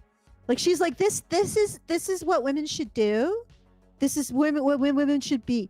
We shouldn't seek their validation. We should regard a relationship as a battleground. We should be paranoid. We should be constantly, and because that's what that woman was talking about. That was the attitude that woman had. That woman had exactly the same attitude as the Sith Lord. Okay, but she was good. This woman was like, that's good. That's the way women should be. And she was average. So the average woman's attitude towards dating is equal to when men turn to the dark side. I'm just going to point that out. Did you see that? Is there a way to learn this power? She's proven everything her opponents have said about women. She is walking proof, and she is presenting proof. Apparently the average woman, or at least the woman that she thinks is ideal and has the ideal attitude to dating, has the equivalent attitude to the Sith fracking Lord of dating for men. Okay. But if it works though, like if it works. What she's saying is that what is that lyric? A woman's soul is created below. This is the law of unintended consequences. She's basically proving that song right. A woman. Well, and that's also, she's also drawn to respond to this. So you're kind of proving, like, you're getting you are giving this person attention, which kind of validates this guy's existence, and then you're responding to it, but it also kind of lines up with the women that you're presenting to. So like, you're into this. Yeah, but like I just astounded that I don't think she realizes that she's proven the point of everybody's criticizing women dating today. Like, women's attitude is equal to the dark. Like, you're going down into the 9th level of hell. I think there's only 7, but we're going to propose that there are 9. You're going down to the 9th level of hell and asking Satan what his advice for men is. And Satan's advice for men is equal to the attitude and the approach of the average woman to dating. Are you fucking kidding me? Are you mental, Hannah Cox? Did you intend to prove everybody who you are apparently calling out right? Do you see what I'm saying? So basically, men have to deal with Beelzebub in dating. And that's just the average woman, apparently. Or the ideal woman, according to Hannah Cox, is basically a female version of this Sith Lord. Yep. Ugh, God damn. Okay. Let's keep going. Nothing that makes her happy. Next up, they say never ask for commitment. This is a pull-away move, and it is mental. That's how it works. Know how to act in speech, over the phone, or face-to-face. Don't let your actions speak volume of what you want with her. Oh my God. Never ask for commitment. Well, go ahead. Yeah, but okay, so the implication here is he actually wants commitment, and doesn't want to lay it out because it would make him sound desperate, and that would be a turnoff, and I think it's true. Yeah. I think that women should be asking men for commitment. It gives them, like, not to make it into like a power struggle, because it shouldn't be one, but like, men have to have, like, if women are going to control the reins to sex, men should control the reins to commitment. At least, so that they know that this isn't one-sided. So, yeah, I mean, I don't think this is No, this is radical this is not advice. really, I would say this is fairly milquetoast. And again, No, but she reads it with this like, oh my God, can you believe this? You know, that's like how that's what she's trying to suggest. Men don't owe you necessarily commitment. Like, yeah, again, this is turning this into a battlefield, but she's presenting women's attitude, making it into a battlefield. And then here men are responding to it. Like, do you think that if a man was like, hey, would you like to get married? And the woman was, oh, yes, this is the happiest day of my life. Do you think they would have a problem expressing their commitment? No. All right. This is in response to what they perceive women want. And they perceive that women will consider them to be desperate because for whatever reason, there seems to be like a huge thing that's influencing women to regard a relationship with a man as a battlefield. I don't know if you've noticed that. There seems to be this gigantic push or movement or ideology that's influencing women to regard their relationships with men in the most hostile terms. It's I don't know what you're talking about. It's almost everywhere. Like you turn on a show, you see it. You know, you turn on you read a media outlet, you see it. You know, it's in government programs, almost everywhere. It's ubiquitous, and it's constantly telling women that, you know, men are out to get them. Maybe in response to that, women have made relationships into a battlefield, and these guys, this Sith Lord is telling men, hey, don't play your cards. Keep your cards close to your chest, because if she's going to play it like it's a battle, you got to be careful. Yeah, protect yourself, basically. Yeah.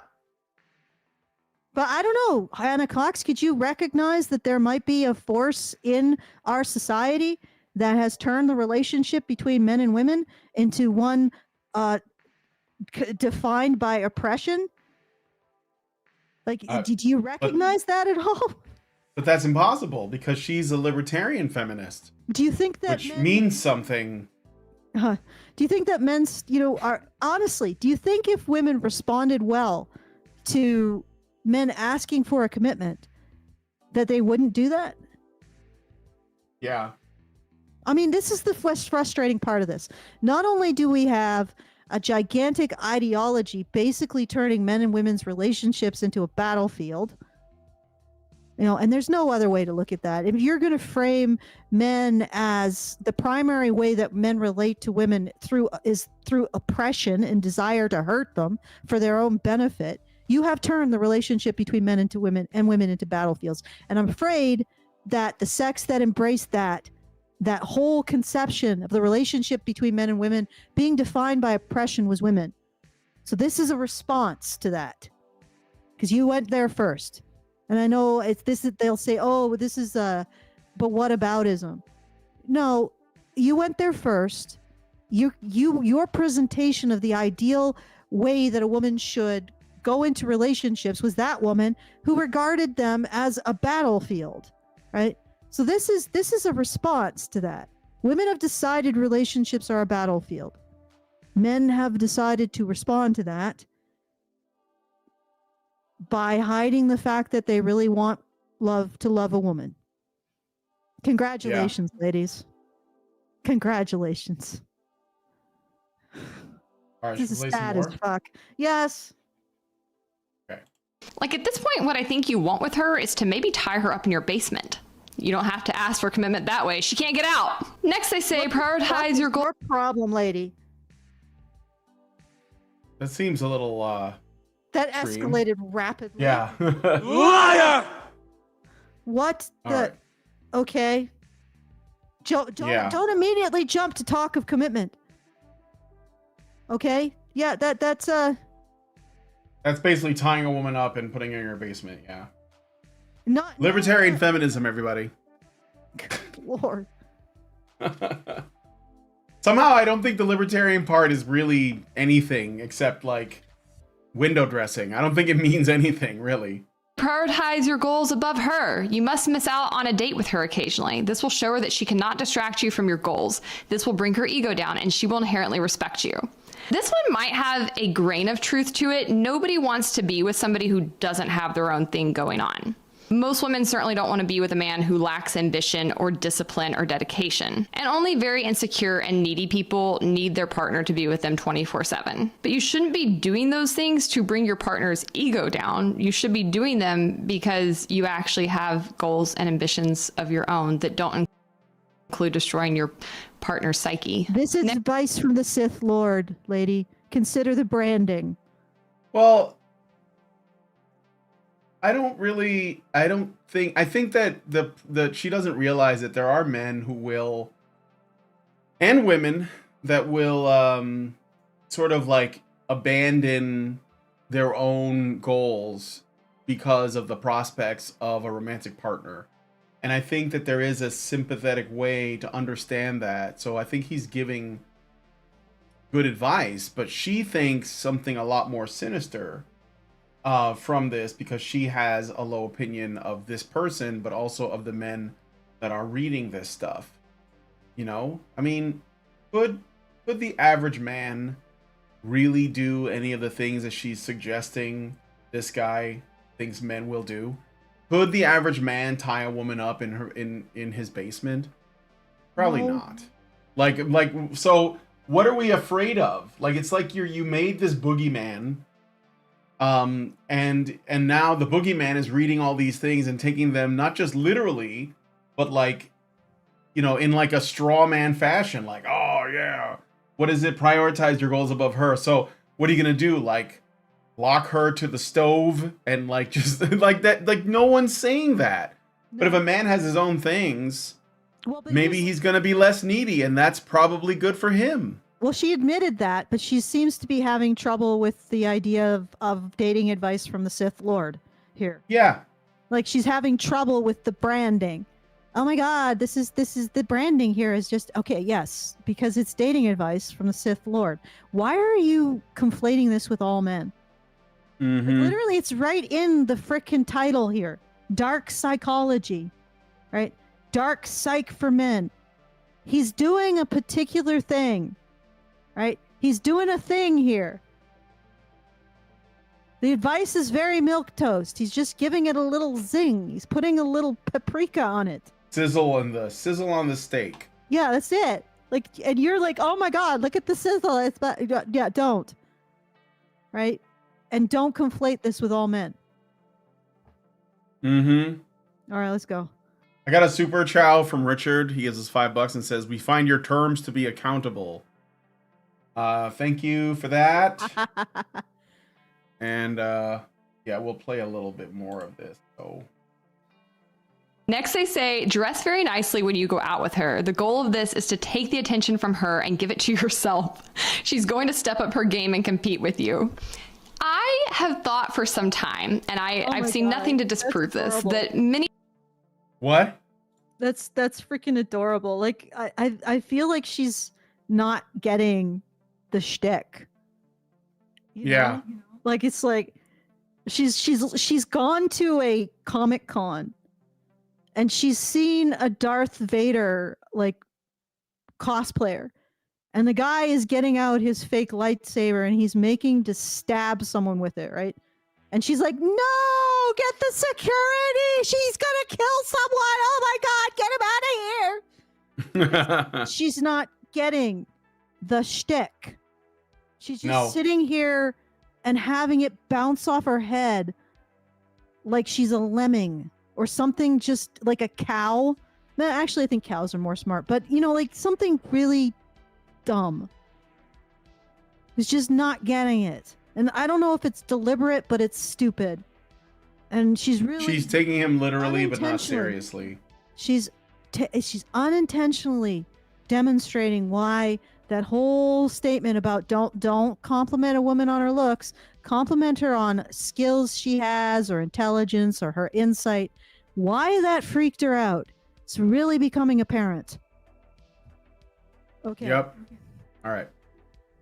Many of the men in the red pill community want to be women themselves so badly. They are so mad that women be getting flew out. Whoa. Are you dumb? Chief, I don't know why she's so hostile towards red pill men. Why is she so Why is she What? so... Why has she chosen stupidity as a lifestyle? You have chosen stupidity. Because I just picture Saruman saying that. So how do you not know that you are demonstrating the thing that you think you are calling out? Like the attitude towards women, you are demonstrating. Oh, these guys want to be women. So women want to have attention on them, or they do have attention on them. Okay, so let's see. Women. what is it exactly you're admitting to? Yeah, what exactly? Never go for retard. What exactly are you admitting to here, Hannah? Yeah.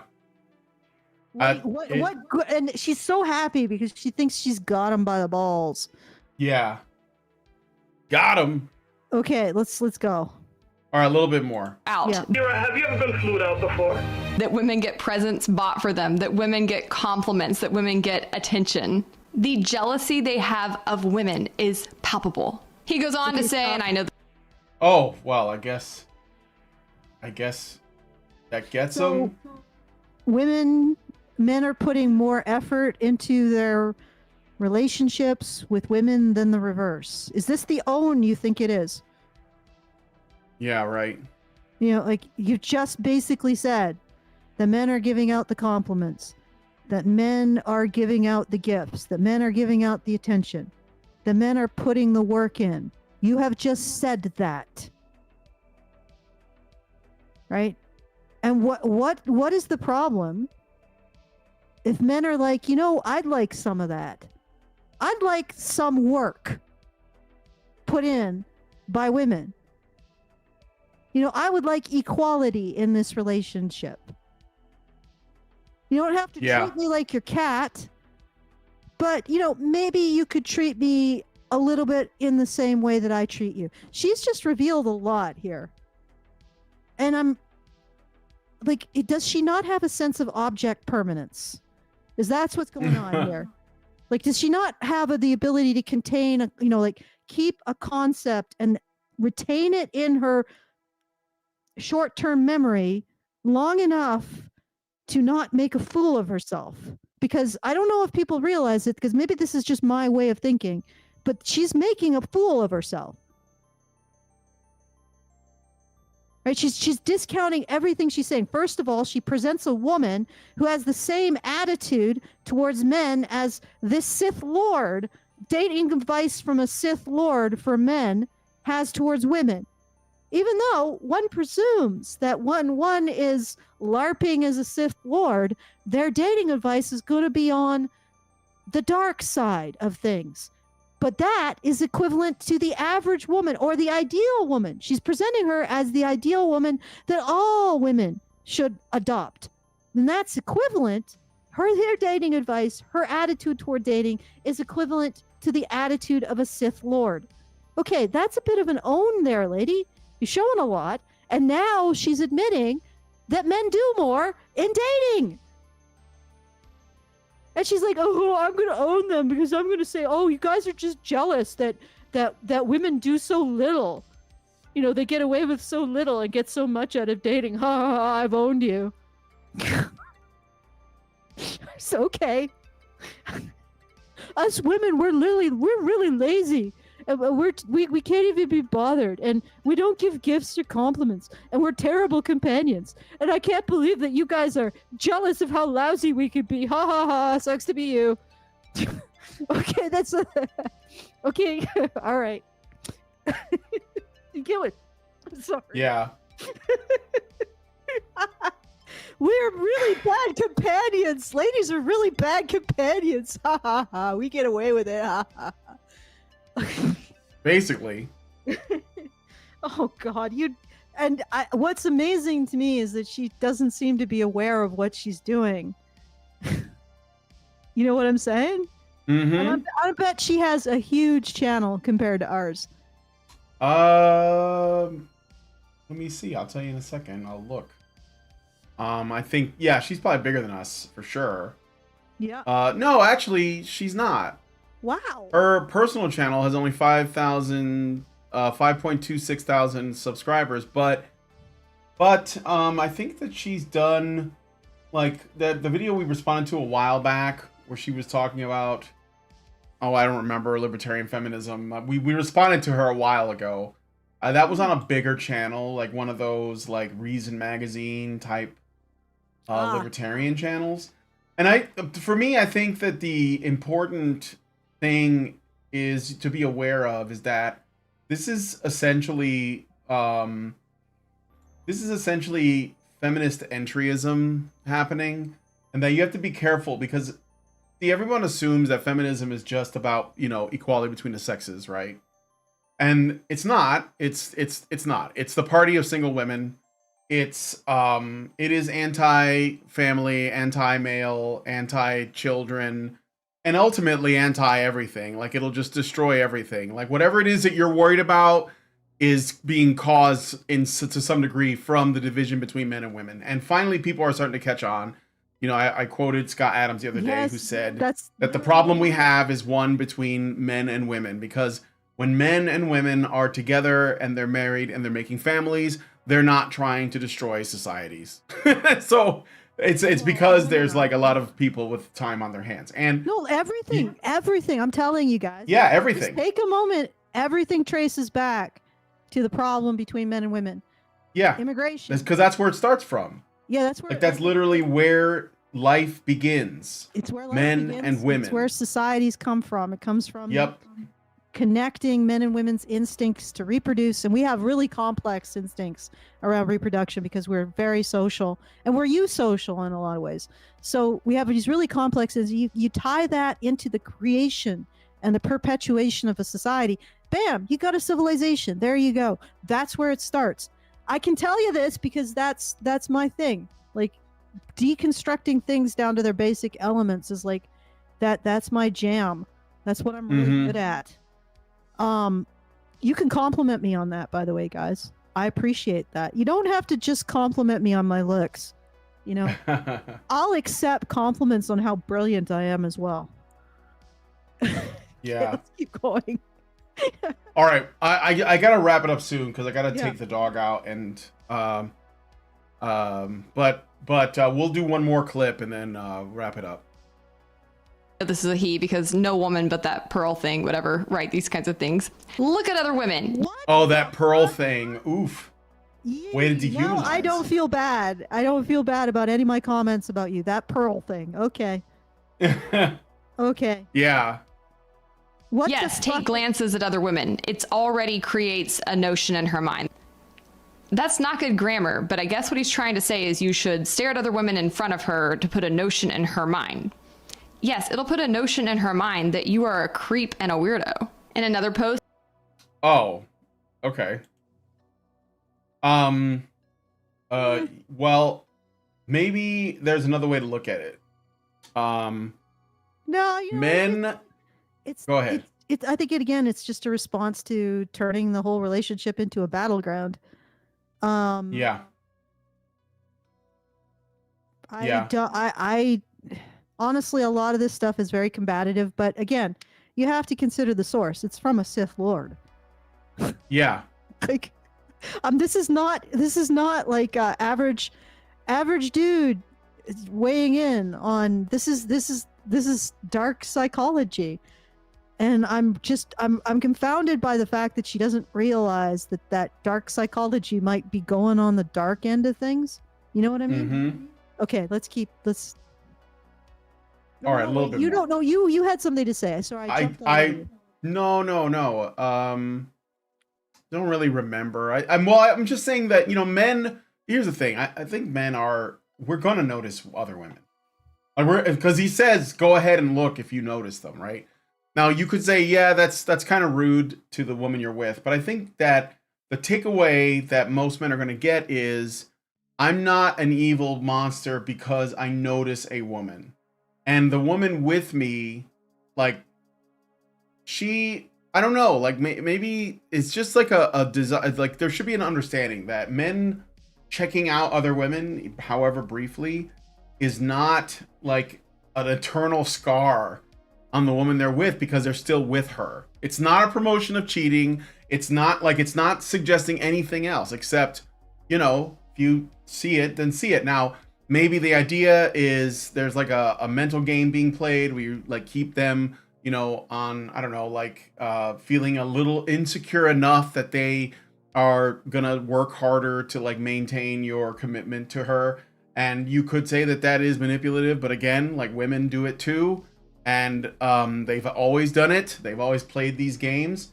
I don't like games personally. I wouldn't tolerate it, and I don't think people should if that's not what they're into. But I don't think there's anything evil going on. I don't think it's creepy. I think creep is kind of a stinky word that gets overused by women.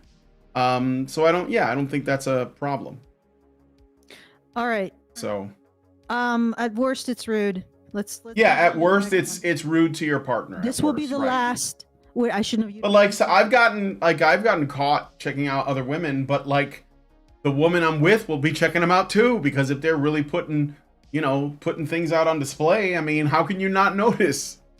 It's like a trap, you know? And women know what they're doing. Like you go to the gym and there's like somebody wearing almost nothing and she's working out and you catch a glance. I mean, I'm a man. I have blood running through my veins. I can't help it. It doesn't mean anything. So let's finish this one because I'm curious how she's going to be offended by it. Okay. In another post, he says, never be too quick to have sex. Even if you were there for the sex, never let her know that your real intention is you being thirsty and you just only want to get under her skirt. Make her feel that is the last thing you want to do with her. Women already assume that that is the first thing you want to do with us. It doesn't really matter what kind of mental games you try to play there. We're not going to be like, oh, this one's different. He just doesn't like sex. No, we're going to think you have erectile dysfunction. What an in another post, he said, this woman is. Yeah, it is a little bit infuriating, right? I think this is when my rage meter was filling up. What an asshole you are. Oh, good Lord. I you know what I'm going to wish on this woman? Menopause. Enjoy being old. Well, it's going to happen. So you don't really have to wish it. You just have to wait. Nope. I you know, like that whole the threatoid. I wish you would be, or I wouldn't even rape you. Okay, I'm wishing menopause on you. Godspeed. It's gonna happen, right? You are going to become sexually invisible. Enjoy. Yep.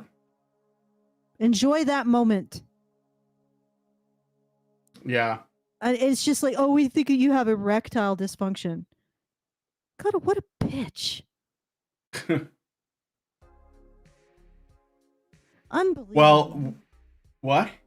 No, it's just, even if you are there for the sex, never let her know that your real intention is being thirsty. Okay, you know that you probably have had sex with a man who's faked orgasm, lady. And I'm not saying that you in particular. It's just something that, you know, a lot of men have done, and they just, women would never know. Because they have these assumptions. They have these assumptions that you are making right now, that every man wants to have sex with you. And if they don't, it's because there's something wrong with them medically. Yes. You are fucking disgusting. Like, and honestly, I'm not really fond of like dating advice from the Sith Lord here, but at least he's not like pretending that he's anything but what he is. He's dark psychology for men. You know, it's going to come from the dark side. That's the branding. But you are pretending to be something that you're not. You're not pretending to be what you are, which is abusive, which is approaching a relationship in exactly the same way. And you think that that's the ideal that all women should aspire to approach a relationship as a game, as a battle, as some kind of paranoid thing. You know, like the woman that you put as your ideal, what did she have to say? Don't let him influence you. What do you think this guy's talking about? Exactly the same thing.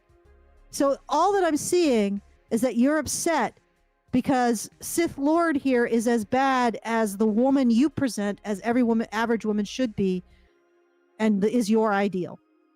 You're looking in a freaking mirror and you don't like what you see because you're actually seeing it being applied to you. All right? And also, men have a right to not be interested in you sexually. Right? And they have a right not to be shamed by you for not being interested in you sexually.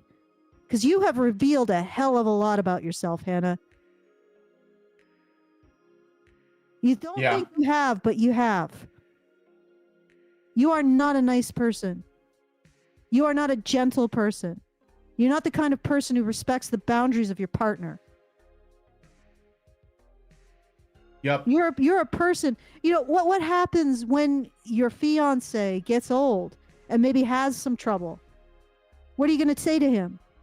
What are you going to do? Are you going to shame him? Are you going to say, "Are you a fag? You're not much of a man, are you?" Is that what you're going to do? Look at you. You can't satisfy me. You are a fucking monster. And I'm pretty sure that Dyke Psychology, if I said, yeah, you're doing the whole, dating advice for men from a Sith Lord thing, he'd probably laugh and say, yeah. He knows what he is. He knows what he's doing. You have no clue. Because you have never been told. You've never been told that you're being an appalling monster. Well, it's okay to do that to men. You got just it coming. walk along thinking it's okay that women don't compliment men, that they don't give them presents, that they don't appreciate their company, that they don't treat them as valuable, that they're actually losers when it comes to how they treat their partners. I mean, if women were men, you would consider them monstrous losers. And yet you don't consider yourself that because you don't hold yourself to the same standard that you're holding men to. And then at the same breath, you think that your standards, even though you're holding men to a much higher standard of complimenting, of gifts, of attention, of providing and provision, you insist that you're not holding them to any standard at all. That this is just what you're owed. So you bring less to the table, and when men point it out, you mock them for it. Well, we're supposed to be losers. Don't you know that? Women are supposed to be losers in the relationship. That's what we're supposed to be. We're supposed to be the weak ones, the incapable ones, the helpless ones. We're supposed to be the ones that don't bring anything because we're useless fucktards. Don't you know that, men? And if you aren't able to accommodate for our weakness and inability and helplessness and stupidity, then it's your fault. Wow, what a self-own. And then you have the audacity of saying, oh, we just want normal men. Well, you sure as hell don't want the male equivalent of yourself. Because you're looking at the male equivalent of yourself and you're like horrified. Who's this? This is a dark psychology guy. He's just saying what I would say. About men. How dare he? Good Lord. I feel for men. And this woman has a fiance. She does not deserve I think, yeah. I mean, it's a fiance or boyfriend. She does not Something deserve like that. one. She does not deserve one. But she's got one.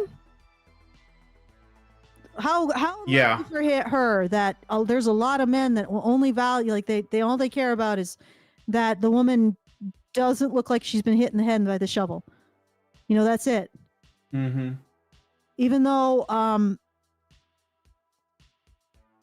I think she's had stuff done to her lips, like every woman does at this point in time. But oh yeah, man, women are getting all kinds of work done these days. It looks like she's having some kind of allergic. And men aren't actually making demands unless like Dark Triad men are, and they're thinking that Dark Triad men are all men, and they're responding to that. But yeah, because that's what they find attractive. The attitude. Yeah, well, yeah, they like I said, when it comes to the opinions of men, they're only looking at the top guys, or the ones that get the most attention, or the ones that are most popular, and they're like, oh, that's all men. It's like, no, there's like thousands of men you don't even see that are around you all the time. It's just like when feminists say, that they feel unsafe, like walking home at night because they heard about this incident with this one like man that did something to a woman, and it's like, yeah, but how many men do you pass every day in your life, every day, that don't do anything?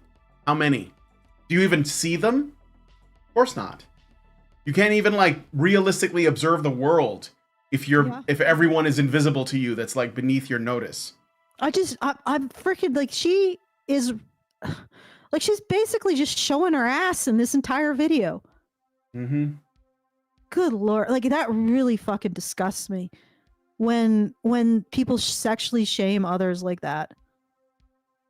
Because if her fiance or her boyfriend doesn't perform to her satisfaction, he's gonna get a blast from both barrels. Yeah. Like imagine that. Imagine being attached to this and having her say that you might be tired, or maybe you're overworked, or maybe you're stressed because of her bullshit, or maybe it's just the constant grind of being in a relationship with this woman is finally taking its toll. And she just blasts you with both barrels. Like how? I don't know. Like I don't see how she's attractive enough to tolerate this bullshit coming out of her mouth. But that's just me. I'm a woman, Like I'm always amazed at how men just tolerate the shit that women do. Ugh. All right, well, I gotta wrap it up because Jojo needs me to give him some attention. He ate something that disagreed with him, and he hasn't been doing really well. But hopefully it'll pass. It's been a couple I don't know days what he got now. into, but he's been had a the couple runs. days, eh? Yeah, he's been having a bad couple days, so I'm gonna take care of him. But what? Getting him some enzymes. He may be having some trouble with digesting his food. Yeah, Lindsay's been giving him stuff. He'll be okay. It's just gonna take a little time. He's strong like bull, but he's just got to get through it. But I did get another super chow. Okay, yeah. From Laptop 215 for $20. Thank you, Laptop, and says unrelated. But I was wondering, since you run a game channel, have you considered doing a let's play of The Coffin of Andy and Lele? It's a controversial game. I don't know what that is, but I'll look into it. The gaming channel is called Honey Badger Arcade. If you want to go subscribe. I'm going to be doing some of that later today. So yeah, go ahead and check it out if you got some free time. And I think I'm going to try and do a call-in show on Friday if I can get someone to be the screener. If I can get a screener. I assume that would be okay. Right, Allison? Unless you have something else in mind for Friday. Allison, are you there? Did she drop out? No, I did not drop out. I was muted. Sorry. That's fine. I'm probably going to be I'm going to be doing some I'm going to upload some saying my response to that particular comment. That was saying, "Oh, you only have yourselves to blame." Because I think that, that's true. We do only have, or at least I only have myself to blame. Of course, that's always true. I suck. I recognize that. But I think there's some other things that we can blame, like being targeted by the Department of Homeland Security and the algorithm and all kinds of other crap that's happened. And, sometimes I think that, there's trade-offs, right? Yeah. We're doing something, and, let's make this a show. If you want to support the show, feedthebadger.com/just support. And, I think it's really critical to support our show because I think we're getting into more of the meat of what's wrong on here. Like, I think we get distracted with the politics, which is intentional in my opinion. But it does really come back to the relationship between men and women. If we don't have that, if we don't have a positive relationship between men and women, then what you see is that men don't have a good relationship with themselves. They don't have a good relationship with other men. Women's relationship with men sucks. Their relationship with themselves starts to really suck. Because look at this. Like, she is revealing a lot about her attitude towards herself, right? She isn't somebody who is cultivating skills that she would like compliments for, or cultivating insight that she would like compliments for. It freaks her out that she's not going to get compliments on her looks. I'm like, yeah, bring it. Like, I'm okay. I don't compete well on the issue of looks. I'm fine with let's get compliments for something else. That's good. I'm good with that. She's not. Insecurity. And the thing is that you don't have to feel insecure about that. Go out and cultivate a skill. Become a gardener, right? Go knit.